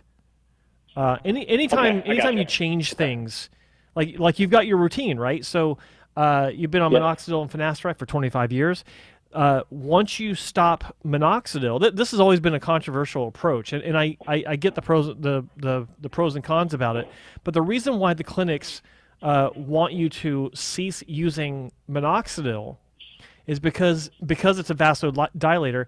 It makes bleeding more profuse. Exactly. I mean, it really makes the bleeding situation more difficult to deal with, and they can't see what they're doing. And when they start placing grafts, they're more likely to pop. Yeah. And when grafts start to pop, that means that they have to be handled more. And when grafts need to be handled more, it means a higher likelihood of damage to those grafts. So there is a well-founded reasoning behind it. But the problem with that is it can also induce a telogen. Yeah. And no one wants that. So it's tough. But if you start introducing something to to make up for the slack, that's just that's a third variable that you don't know what the hell is going to happen. So no, don't do anything. You can use it if you want, but I would recommend against it. Even for the healing aspect, because some clinics are saying use laser therapy to heal better after surgery. There is no need for that. None. There's no need for PRP after surgery. None. Can it help? Now, maybe, but it's not needed because it's such a clean. I hate using that phrase. It's such a great procedure now. Like even 20 years ago, when I had my first surgery, FUT. Sorry, my first repair surgery. The recipient area was healed in a week. I had early growth 16 days after surgery. It doesn't get any better than that. So how lasers and PRP today, 20 years later, it's not going to do shit. And so if I can't use minoxidil right after the procedure, because I know they tell you to wait like 4 to 5 weeks. At least that's what Eugenics was recommending, about 4 to 5 weeks before I can start using the topical minoxidil again. Could I use oral minoxidil right after my procedure? Again, you're introducing a new variable. Even though it's the same medication, it's taken differently, and because we're seeing generally a stronger reaction with systemic minoxidil, you're potentially going to screw things up. This is what I would do. Don't try to reinvent the wheel. Okay, Eugenics has a great track record, obviously, or else I wouldn't be dealing with them. They know your case better than you do. Don't try to play doctor with your own surgery and recovery. Follow their recovery instructions to the letter. Okay. Do not ask anyone else. Don't say, well, should I do this? Or, it doesn't matter. Follow the instructions. If you have questions, get a hold of them. That's what I recommend. Okay, that's exactly what I needed to hear. I appreciate it. I appreciate it, guys. All right. All right, man. Listen, Thank good luck. you so much for the time. All right, really good luck. Appreciate it. Enjoy the weekend. Let us know how you do. Oh, I sure will. Good I'll luck. call back. All right, Thank you. take care. We'll take one more call since we started at 3:30. On the dot, though. Cool. Hey, you're on the air. Who's this, and where are you calling from? Yo. What's going on, man? Steve from Arizona. Been a while. Steve, what's happening, man? How are you? Steve, what's up, man. Hey, not too bad. Hey, Joe, I just sent you. I remember I was going to call back around 2 years into finasteride, and as it were, still on minoxidil. So I sent you the pictures just a little bit ago, so you should have gotten them, I think, anyway. Some guy in the chat room gave me your email there. I got to actually do something. Some guy in the chat room gave me your email. Open the email. Fucking chat room, man. I told you about that chat room, Joe.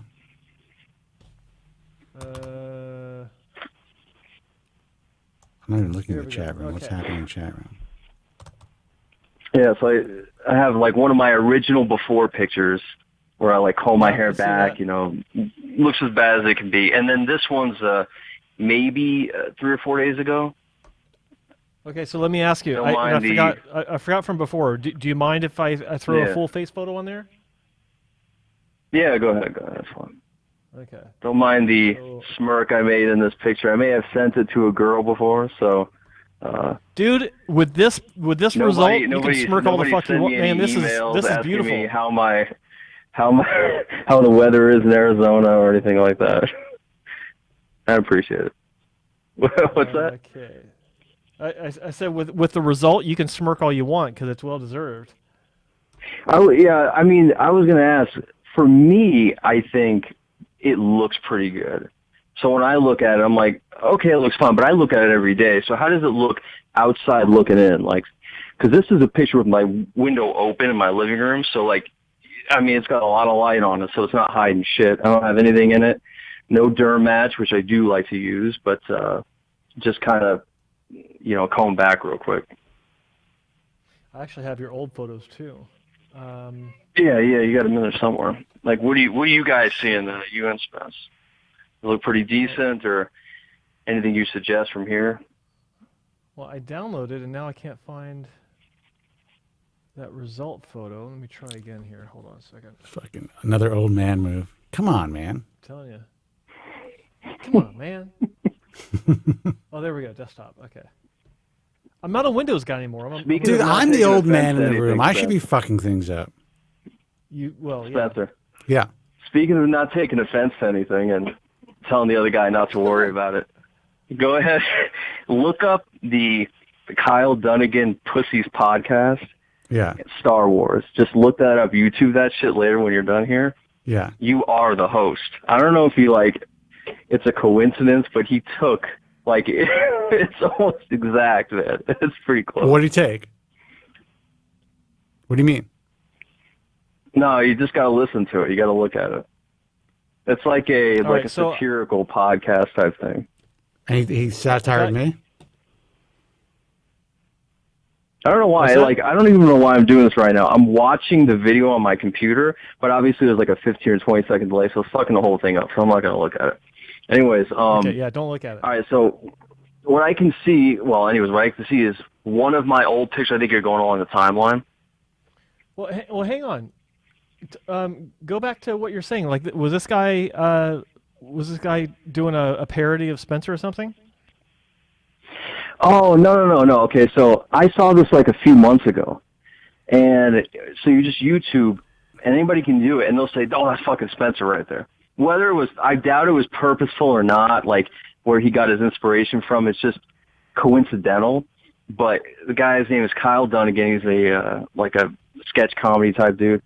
And he does this kind of thing called Pussy's Podcast. He had a few of them. You just look at that Star Wars, and it's kind of a satirical thing about, guys, like, you think about the most liberal, man-hating, like, pussy men out there. And so they're breaking down, like, the Star Wars trailer, and everything is white privilege and, bullshit like that. Oh, his character reminds you of me. The way he presents it, it's, even when you watch it, you'll say, "Oh, that looks like me." It looks like me with the headphone set and everything. It's pretty close. Motherfucker. Okay. All right. So I've got your pre photos up here. Yeah. And here we are 2 years later. Holy shit. Yeah. So smirk on, young man. Smirk on. So what are you thinking about? Do you think that's pretty good? I mean, for finasteride, That's pretty good for like a I fucking said, hair I look transplant. at it every day, so I think it looks good. I'm like, okay, I'm fine with it. But Dude, it looks good if you had a hair. hair transplant. That'd be a great hair transplant result. That's beautiful. Yeah, it's it. I mean, game over. You win. That's all you can do, man. That's all you can do. There's nothing else to do. I mean, you kind of look like a cross between Patrick Swayze and Patrick Swayze's brother. Like you're right in the center there, dude. I'll take it as a compliment. You should. Let's try to. Anyway. Anyways, I mean, I wouldn't want to. I'm not trying to pile on the one guy, but even though I don't usually have time to call you guys, I do listen plenty, at least most of the show. And I've heard that guy calling a few times that was said in 20 minutes he felt like he had to throw up or something from finasteride. I'm not trying to give him too much shit, but I mean, it is almost a certainty, and I know he's listening, that that's psychosomatic. It's almost a certainty with that kind of timeline, especially since he said he's a hypochondriac and he was thinking about it beforehand. And he called in before and said, I think I'm going to give it a chance. I'm going to give it the best go. come on. Like, I've had psychosomatic symptoms where I've had health scares before, and I had all the fucking symptoms. Every fucking one of them. Nobody could tell me I wasn't having them. And I knew mentally that I'm doing it to myself. I'm a Jew from New York. What was going on. I am a hypochondriac. I mean, I'm much better in my later years. When I was younger, I mean, and it ran in my family, shit would paralyze me, man. That's who it looks like, John Corbett. Yeah. Except he has a better hairline.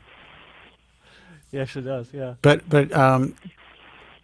yeah, I mean, shit would paralyze me. Now, my hair is better than that. I was never concerned about that's what you look finasteride. like. Even though every doctor back in the day told me, come on, I'm more handsome than that guy. Give you a little credit there. They basically said that that I would be taking something that would feminize me. I would never be able to have children. I was like, you know what? Fuck it. I want my hair. I didn't even think about it, and I took this shit. And it was considered even more dangerous back then because they had no idea what I was going to do to young men. Completely unknown. You got the neurological deals that they talk about for the neurosteroids and stuff, whatever. Oh, dude, who knows? Maybe that's why. Maybe that's why I lost half my vocabulary. I don't know, but you know what? Likely. I kept my hair. Yeah, well, you got that going for you. His hair looks good. Even before I took it, man. Like, I mean, you don't remember. I've only called a few times, but I took fucking minoxidil for 2.5 years, which did jack dick. You know what I mean? It had that little effect in the beginning, and then it faded off, of course, just like everybody else does. It's fucking Band-Aid, and man. I'm not a fan of topical. At best. The only reason why I do it now, and I do it once a day now, is just because it gives me a fluff on my hair. It fluffs it up really good. And it makes it you look a lot better than it's super flat if I don't have anything in there. So rather than putting some other thing in my hair, maybe it gives it a little bit of body anyway. So rather than replace it, it's cheap enough. I just melt the foam. It dries in 10, 15 minutes. I kind of tease it out, and it looks sort of like that picture there. But anyway, so I took minoxidil for 2.5 years because I was being soft. I was being a fucking pussy about it, speaking of the podcast. I was being a fucking bitch about it. And I just didn't, I was like, I don't know if you guys remember a long time ago, I called in that one dude. So woke. That one dude, Demusio or whatever. Yeah. And I watched a video of his like a long time ago, and he had that hair transplant surgeon. I can't remember that guy's name. And he was like, oh, email him with questions. I emailed him a question. Even at the time, I remember I didn't want to take finasteride because I was debating side effects. Even with minoxidil, I was debating this. So I did the minoxidil first because he was like, oh, well, you should come in and do a surgery next weekend. Like, not even saying take finasteride or anything. He's just like, come in. I got a chair lined up next week. I was like, I think I'll think about that. But anyway, so I take that, and it did almost nothing for 2.5 years. I was probably being more lazy than anything. Hang on. Who said to come in and have surgery? Was it the D guy or no, not the Museo. So we went over this like friend? My first phone call years ago. Steve, his transplant Steve, buddy. Right. Yes, I know. Yeah, told Steve. me to come in. Like at first, Yeah, go ahead. At first he told me, have you thought about finasteride, minoxidil? I had some little concerns about some side effects. I didn't know any better. And then he was like, just came back with, okay, well, sounds good. Why don't you come in on the 21st, which would have been like in another 2 weeks. I have an opening for a transplant. And then I just never got back to him. I remember I talked about it with you guys, my first phone call a couple years ago, whatever it was. And that was it. That was my question and answer with the guy. So essentially what you're saying is we changed your life. No. Damn it. Essentially what I was saying was I would say I knew that most of the guys, just like you guys say, and just like most people really know, that even if they find comfort in those damn, forums, most of those guys are hypochondriacs in life and everything, and they know it. But yet, they're blaming their life's problems on because I don't have hair, that's why I don't get women, that's why this one doesn't like me, that's why I can't have that job, or whatever the hell it is. When in reality, even they know that's not the case. So I was just looking at studies and stuff, and just in the beginning when I first was putting it off for years just from laziness. And so I got on minoxidil 2.5 years when I should have just gotten on finasteride. Partially laziness because you just get that shit over the counter instead of going to the doctor and going that route. Partially because I was thinking about it a little bit. But, yeah, I mean, the only thing I'm like anybody else, like, you know, if it would have been around sooner for you, Spencer, or Joe, is just I wish I would have done it instead of at age 36. I wish I would have done it at 29. You know, when I had more hair and I didn't have to go through all those years. Well, here's the thing. I was 29. I was 27 when I first got on the shit. And I had to suffer from 21 to 27 doing whatever I could. I was doing the minoxidil dance and the Leuenberg formula dance and the retinoic acid and all that stuff. Ant leg sticking on my head from 22 to 31. Yeah, but you are the real cautionary tale. Telephone lines you had coming out of your head. Yeah, you were the real cautionary tale. But I was doing everything. I was driving to New Jersey. I almost had a hairpiece sewn into my head. You know, I went there and it looked really good, and I was like, that seemed, at least I could take that off, you know, one day. And then I really started to think about it. I'm like, this isn't a good idea. I remember the guy calling me up saying, so are you ready to do this? And I said, nah, I'm not going to do it. And then like 3 months later, these guys were all over the news for, like, you know, these guys were having infections and destroying people's lives. And that's the era that I come from. So, yeah, man, I mean, if I would have had this drug at 21 years old, I wouldn't be on the radio. Well, I'm on the radio now, but I wouldn't be doing the show. If I had it when I was 17.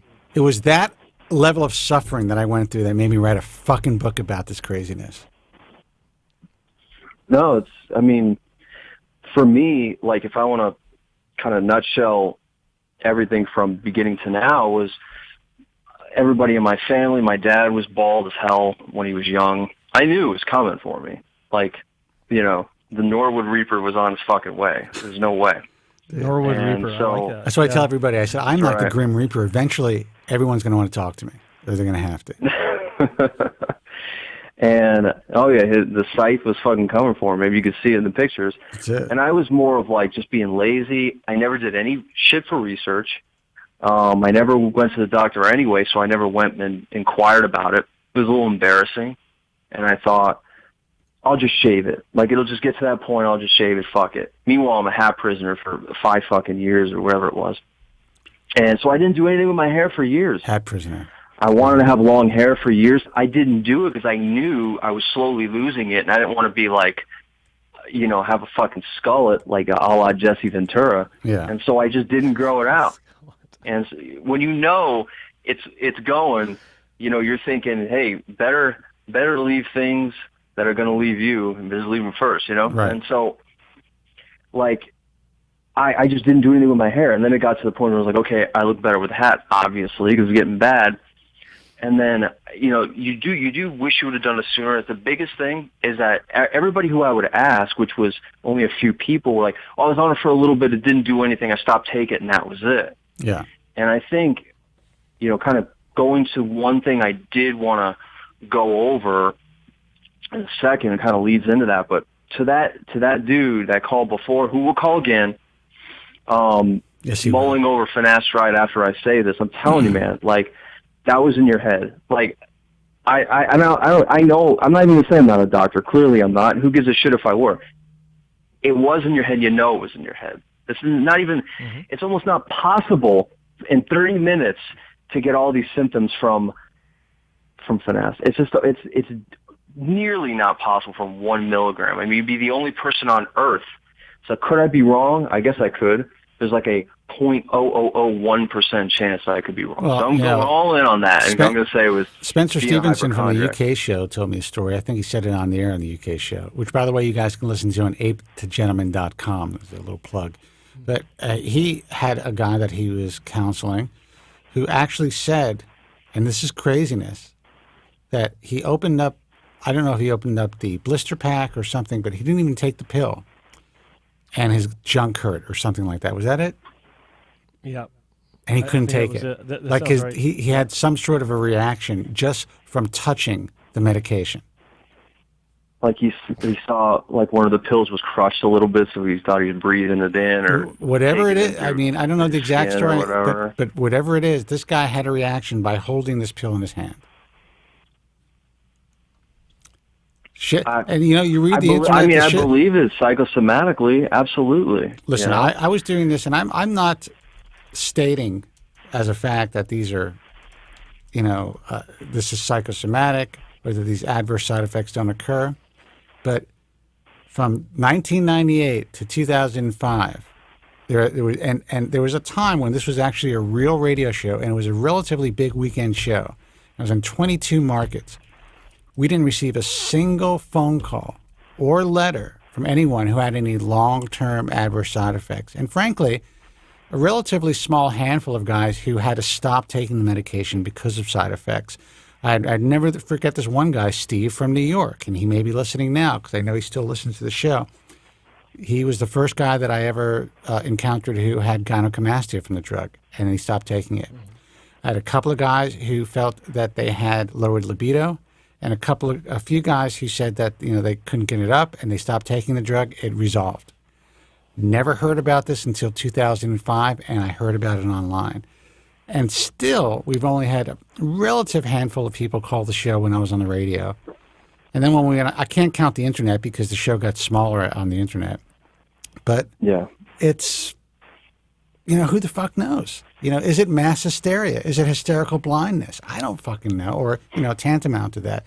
This guy Erwig who did this so-called study. I mean, when you have a guy who's connected to a university who does essentially a poll or takes a survey and states clearly to the world that this drug is poison, that scares the shit out of people. Yeah.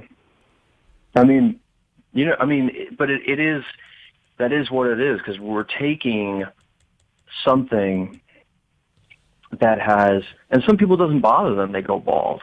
Or they have a good-looking head for it or whatever. Yeah. They just shave their head, they say fuck it, and they walk away from it. They didn't want to go bald. Nobody does.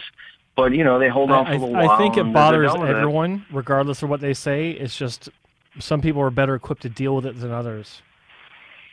Look, Joe Rogan still talks about it. Joe Rogan still keeps an ear out and an eye out on what's happening in the industry. You hear him talk about this stuff. And he happens to be able to pull off a shaved head. He's all jacked. He's using whatever he can, which honestly, I would use like human growth hormone and TRT treatment if it wasn't for my hair. I'd be totally jacked up on that stuff. So I give him credit for that. But he still brings it up. Why I haven't is because of that. I wanted to give it 2 years, which I'm 30 days away from, so you may as well say, before I did it, which I am going to do it, TRT deal, which is phony balloons, not TRT. We talked about this before. Yeah. Making more than you ever made. Yeah. But take the steroids. Put me on 100, which will be almost fucking guaranteed. So that's another call. I'll call and see if it's affecting anything. And, now I don't even take finasteride fully 1 milligram 7 days a week. I mean, I probably take it 4 or 5 times a week. Yeah. I've noticed no difference, no shedding, no nothing like that. That's good. It's been that way for a little while. Sometimes I just forget, or I'm just too lazy to get up and do it, and I knew I took it the last 3 days or something. And that's usually what it boils down to. But I will be sure to take it every day then when they give me that 100 milligrams. It's interesting. I was talking to a physician about, trying to figure out a way to titrate people who are on finasteride, long-term users who've been able to maintain their hair, but who want to get on, in quotes, TRT therapy, or basically take steroids as they get older. A little bit, yeah. Yeah, and he's trying to work things out. But I definitely think titrating is going to be the key. The problem is I see a lot of these doctors who they will inject you every 2 weeks or tell you to take this, and it's not a consistent dose in your body, which I honestly believe could cause a lot of problems. And also, a lot of them will say they'll want to do weird things like the pellets or the creams or all this other bullshit. I'm more of like just do it old school. But if you're going like 100, I mean, do 50 twice a week. Yeah, dude, if you're going to be honestly, if you're going to be on the fucking gimmicks, to me, you shoot up your ass old school. Do it that way. Get a syringe, have the fucking balls to do it. You know exactly what you're getting. And, these creams and these pellets, it's a bad idea in my view. So I don't think they're. I mean, they've been proven to not be as effective. You have to take more. Look, I always talk about my age. 10, you got to take more. I talk about my age because I definitely feel changes. There's no doubt. I know that if I upped my testosterone, took some human growth hormone, it would be sick. You know, what I'd be able to accomplish at this age. I know that my mind would be clearer. Oh, it's completely different, man. I don't know You're talking if I were to about- take growth hormone or any any T injections. I don't know if I could get better than I am right now. That's true, Joe. Is it possible? Joseph. Like you're pushing the limits already. it's Right? like right here. Look, all I can tell you is I know. Like I was doing a workout today, and I was pretty strong, but like I'm getting tired. Like I get headaches, or you know, food affects me more than it used to. I can't really drink anymore. When I do, I'm down for the next day. That's it. I'm out. Yeah. It's like my day is ruined. When I did my test, as it were, before I got on finasteride, so I'm 36 at the time, and we were kind of laughing at it. You know, my doctor made me go through all this fucking hoops just to get it, right? And then he gave me a fucking, he gave me, you know, referral to a dermatologist, so they were the ones who to give it to me anyway, even after all that. Anyhow, so I was now that was that day, and it fluctuates, obviously, when you're not on anything more than when you are on something. That's more of a steady stream, to be honest with you. When you're not, you know, you're a little high, you're a little low, depends if you're dieting at the time, your mood, all this kind of shit. And I was only at, like, 415 in a range of typically, if you go to any wellness clinic, it's like 350 to like 1100 typically. Yeah. And I'm sitting there at like 415. Now, maybe the next time I come in, I'm 500 2 years ago. Or maybe I'm lower and I'm 350 or 360. They would still give me, just because it's their gimmick, this is how they fucking make money. And I walk in at 38 years old on the lower end of the scale, boom. I just got to give them, you know, not really phony symptoms. I mean, not recovering from workouts like I used to whatsoever. I mean, just give them realistic symptoms the truth that come is, with age. There's a range. There's a range for a reason, and you know, you could be in the really on the lowest end of the spectrum, and for your body, that's all the testosterone that you need to produce to function normally, to get a hard on, for your brain to work, for your body to work well.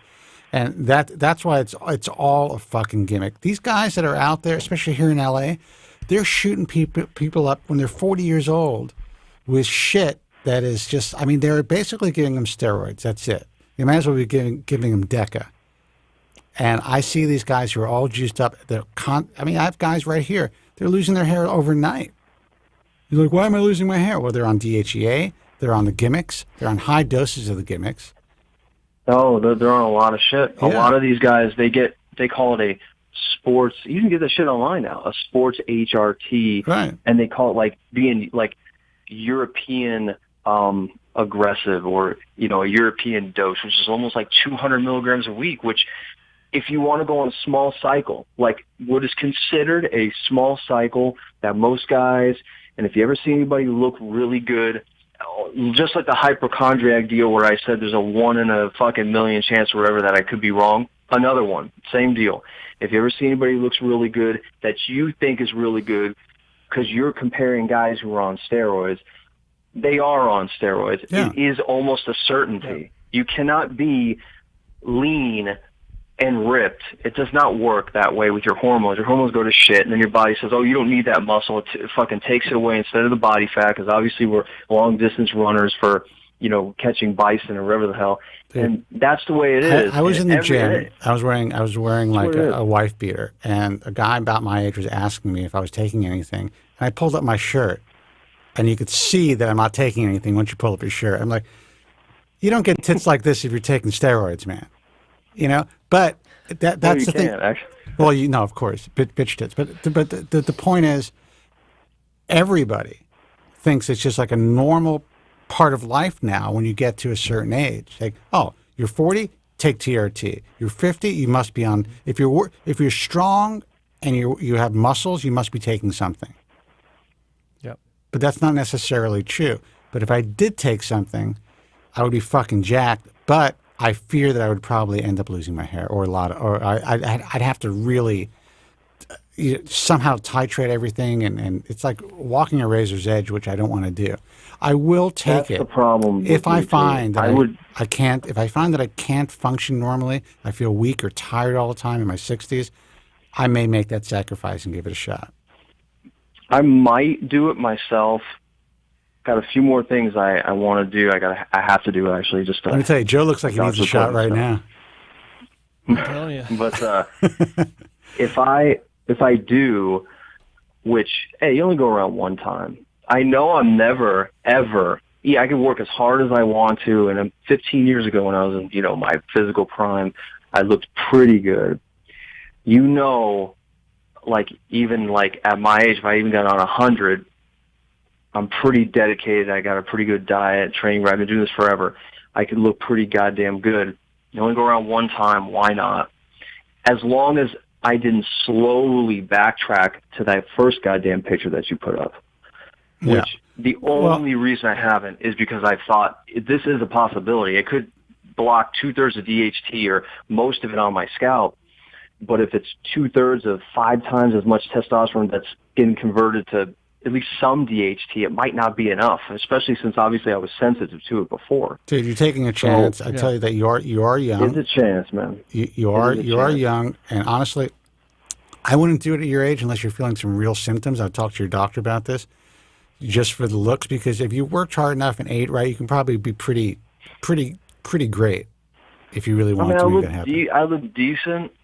But you know what I'm talking about. Listen. I watch Joe Rogan. And I see. Tell me they're on HRT, and they look better than I've ever looked. Look, I see Joe Rogan sitting there in his chair, and I see his biceps popping out, and the tightness on the skin and the vascularity. He's 54 or 53 years old. I'm like, yeah, that's what happens when you take that shit. You get that tightness. Yep.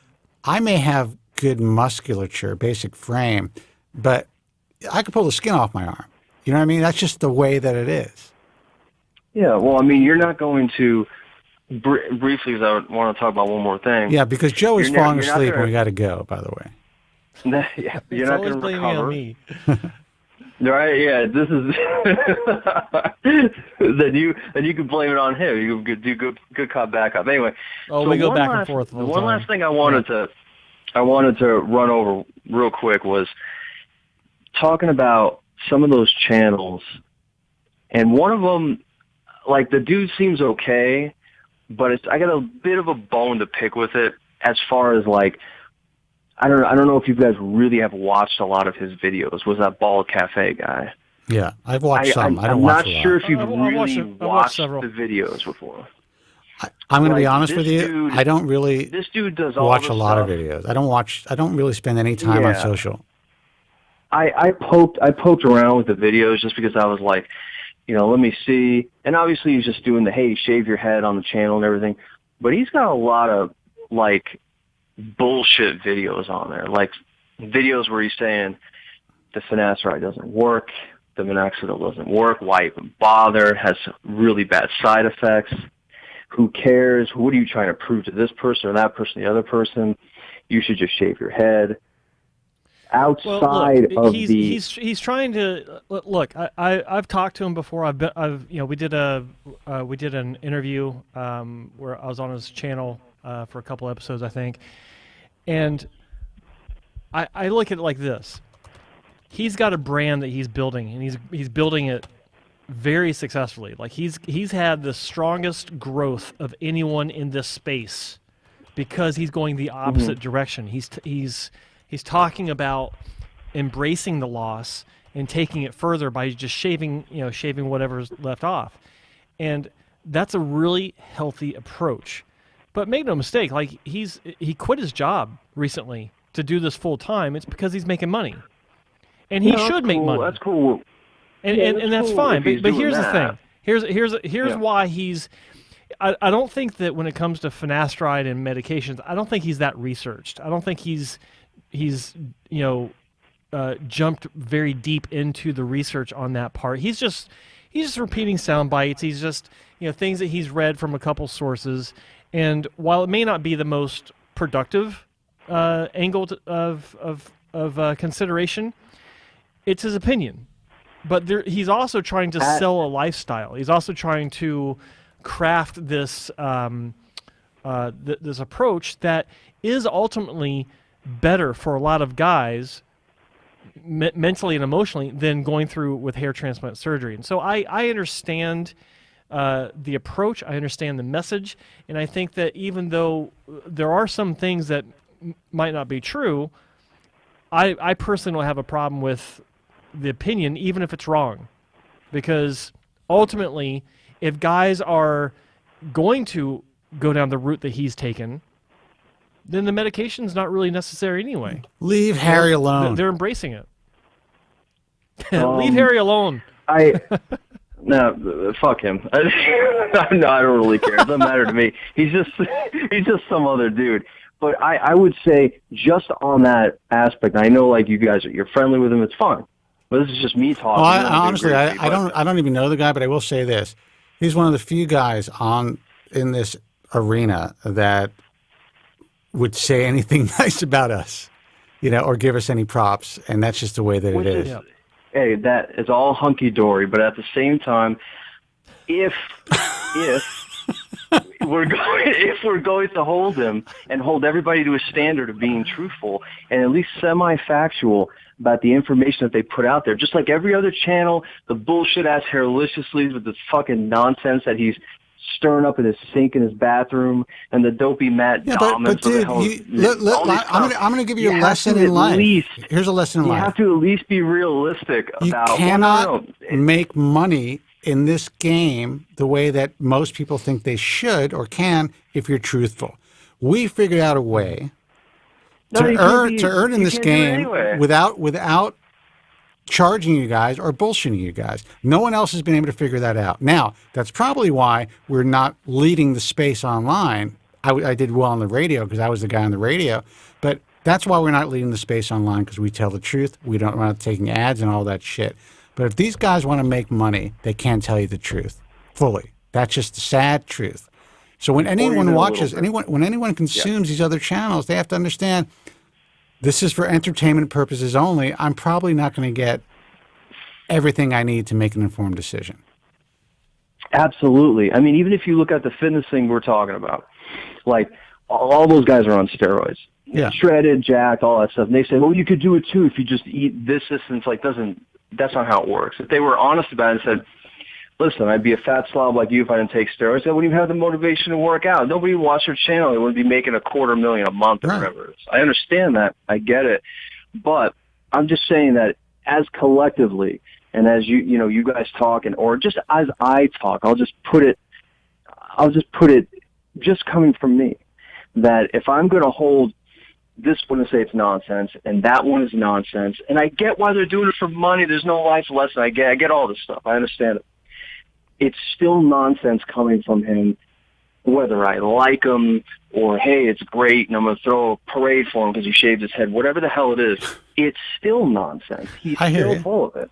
I hear you. You know what I mean? He still is. Yeah. I hear you. It's all the same stuff. Yeah. Listen. But that was the only thing I had with that was like, I know you guys like him, but I was like, wait a minute, this guy's full of it. He's saying like finasteride doesn't work and shave your head. And all I can tell you, I don't know the guy personally. I've had no personal communication with this dude ever. I think Joe has, right?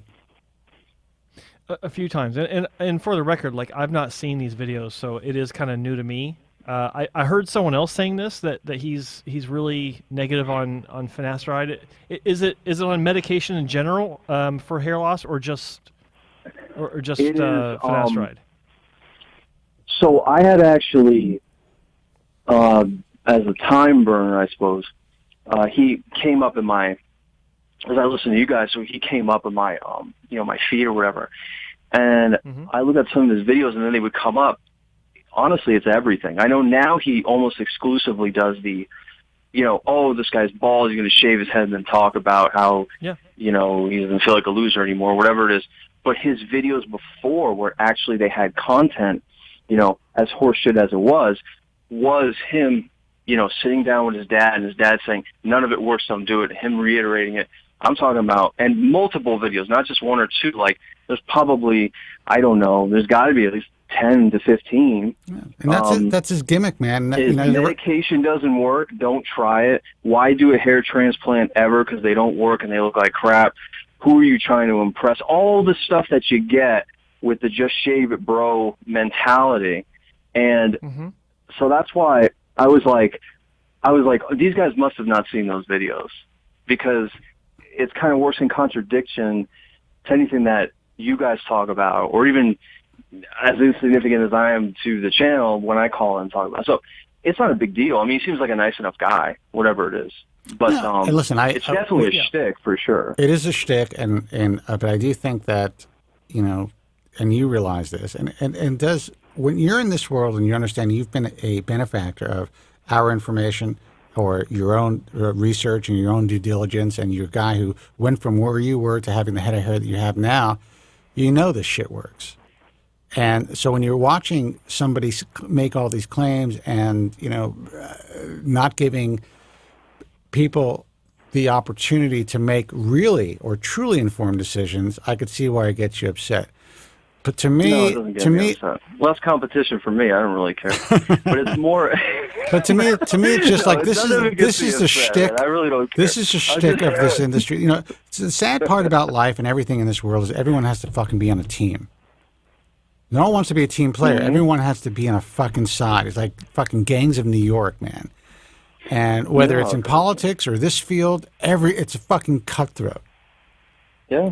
If you say, hey, I'm kind of a moderate, more of a libertarian, nobody cares what you have to say. Right. Because you're not going to agree with them 100% of the time. So it's the same thing across the board. It doesn't really, and you got to, play 3-card Monte with everybody with your agenda. Or you could be like you guys, where you have a hard time getting traction, and it's because you don't play that game.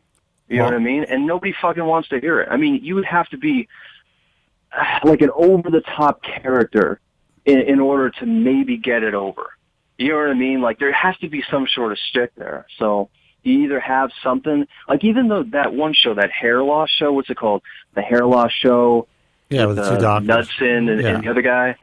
I mean, they're usually pretty good for the most part, but they were not without their own selling out. They were like, hey, don't buy that laser helmet from that website or whatever. Buy ours. And they have a video. They put it on their fucking head. They light it up. Now that I didn't see that. They have a video and they go, this is how it works. This is how it works. You turn the fucking thing on. You put it on your head. They had a whole fucking procedure like they were, they're really onto something. That's fucking disappointing, actually, because I like those guys. I was very impressed. I was very impressed that they were able to get the traction they did, because the only doctors I've ever seen that've been able to do that. I think that Dr. V was able to kind of bring the youth to it, and it was just a very simple format that people were attracted to. But yeah, I mean, once they start selling shit, but you'll see. I'm gonna listen. As soon as I start bopping around with a laser cap on, we're gonna get a lot of traction. You know, and you could start your own Pussy's podcast too, since you got the whole shtick down already. I'll think about it. I'm just kidding. All right, dude, listen, I'm going to go. We're going to go. We're going to call it night. You guys. All right, I'm going to get going. You guys got to take off. Congratulations, man. Good talking to you. Yeah, your hair looks fantastic. Thanks for sharing the update. All right. All right, take care. All right, guys, you guys take it easy. All right. Take care. Bye. Bye-bye. Guys, we're holding on. We actually got to call it night, so I got to hang up on you. Sorry. I got to eat. I'm dying here. I see that. I do too, actually. I want to get the fuck out of here. Websites? Hang on. So there's real quick. So the guy just says, well, the show are paid sponsors for eugenics too. No, we're not. What? It's like, how are we, or I guess eugenics would be sponsors of the show. How's that work? Yeah. Break it down. No one sponsors this broadcast. This broadcast is a labor of love that we provide for nothing, and something that I've been doing for many, many years. Now, when I was on the radio, we had sponsors. We had national sponsors. Mm-hmm. We had sponsors that drugs that I used and put in my body, and clinics and stuff that we believed in who were part of the IHRS, but they just sponsored the show. Now, I could have had other sponsors. If I would have opened up the floodgates, we could have had all the major clinics, the chain clinics, Hair Club, everybody wanted to sponsor The Bald Truth. We were the only hair loss show ever on the radio. So we really have run this thing, and that's why it's not huge on YouTube. Sponsor-free without telling people to do shit or buy anything. Period. We figured out ways to earn in this industry without having a sponsored fucking podcast. Go ahead. So he actually responded. He says, as per conversations I've had with them, that's horseshit. Even though I had a conversation with anyone saying that they sponsor the show. Yeah, no one sponsors the Ball of Truth. So if they're telling you that, maybe they're just trying to up their game, saying that they're closely connected to the show somehow, or maybe because they're accepted into the IHRS or work with Joe and Joe's group. But no one sponsors this show. Yeah, no one sponsors the show. Like, it's just not a thing. So. And with that said, if you'd like to reach your core demographic of these guys in the chat room, feel free to give us a call. Maybe we'll take your money. You know, maybe we should start thinking about that. Actually taking sponsors. This week's broadcast brought to you by such and such clinic, or... I don't want to take anybody in the hair loss realm.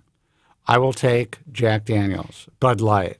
I was going to say, this episode brought to you by the good folks at Jack Daniels. Yeah. If Fleshlight wants to sponsor us, I'll advertise Fleshlight. With free samples. Free samples. Yes. Send the first ones to FSK in the UK. What are you saying? That he needs it? Because he's the porn master. Like he actually just said this episode sponsored by Durex. So you're saying that FSK would fuck a flashlight? He probably has some that he owns, and he's got special names for them. Just saying. All right, the website. He's not denying it in the chat room either. Do the websites quickly, please. Let's get these. All right, done. you know what? Let's talk about the UK show first. All right. Spencer Kobren's The Bald Truth UK edition with Spencer Specs Stevenson only exclusively on apedagentleman.com. How's that? Yes. That was a good one. Excellent. Next website. Let's go with AmericanHairLoss.org. American Hair Loss Association, the de facto standard worldwide for mass media with everything hair, or having to do with everything hair. Wall Street Journal, they reference American Hair Loss Association if there's any story about hair loss. New York Times, American Hair Loss Association. GQ Magazine, Men's Fitness, the list goes on and on. American Hair Loss Association is the resource for hair loss. IAHRS.org, it's a safe place to start. If you're looking for a hair transplant surgeon to get started in your research, to have consultations and to talk about what your options are, IAHRS, it is a safe place to start, and it is the baseline for everything I do as far as doctors I work with. They got to be IAHRS members because basically they kind of do part of the work for me and I'm lazy. So it's a good start. My website, hairtransplantmentor.com. It's got everything about me and my journey, and of course the world's most comprehensive hair loss and hair restoration dictionary. I think that's still the case. It's about to be expanded anyway. Going through another revamp, actually. I didn't tell you about this, Spencer, but making changes to it.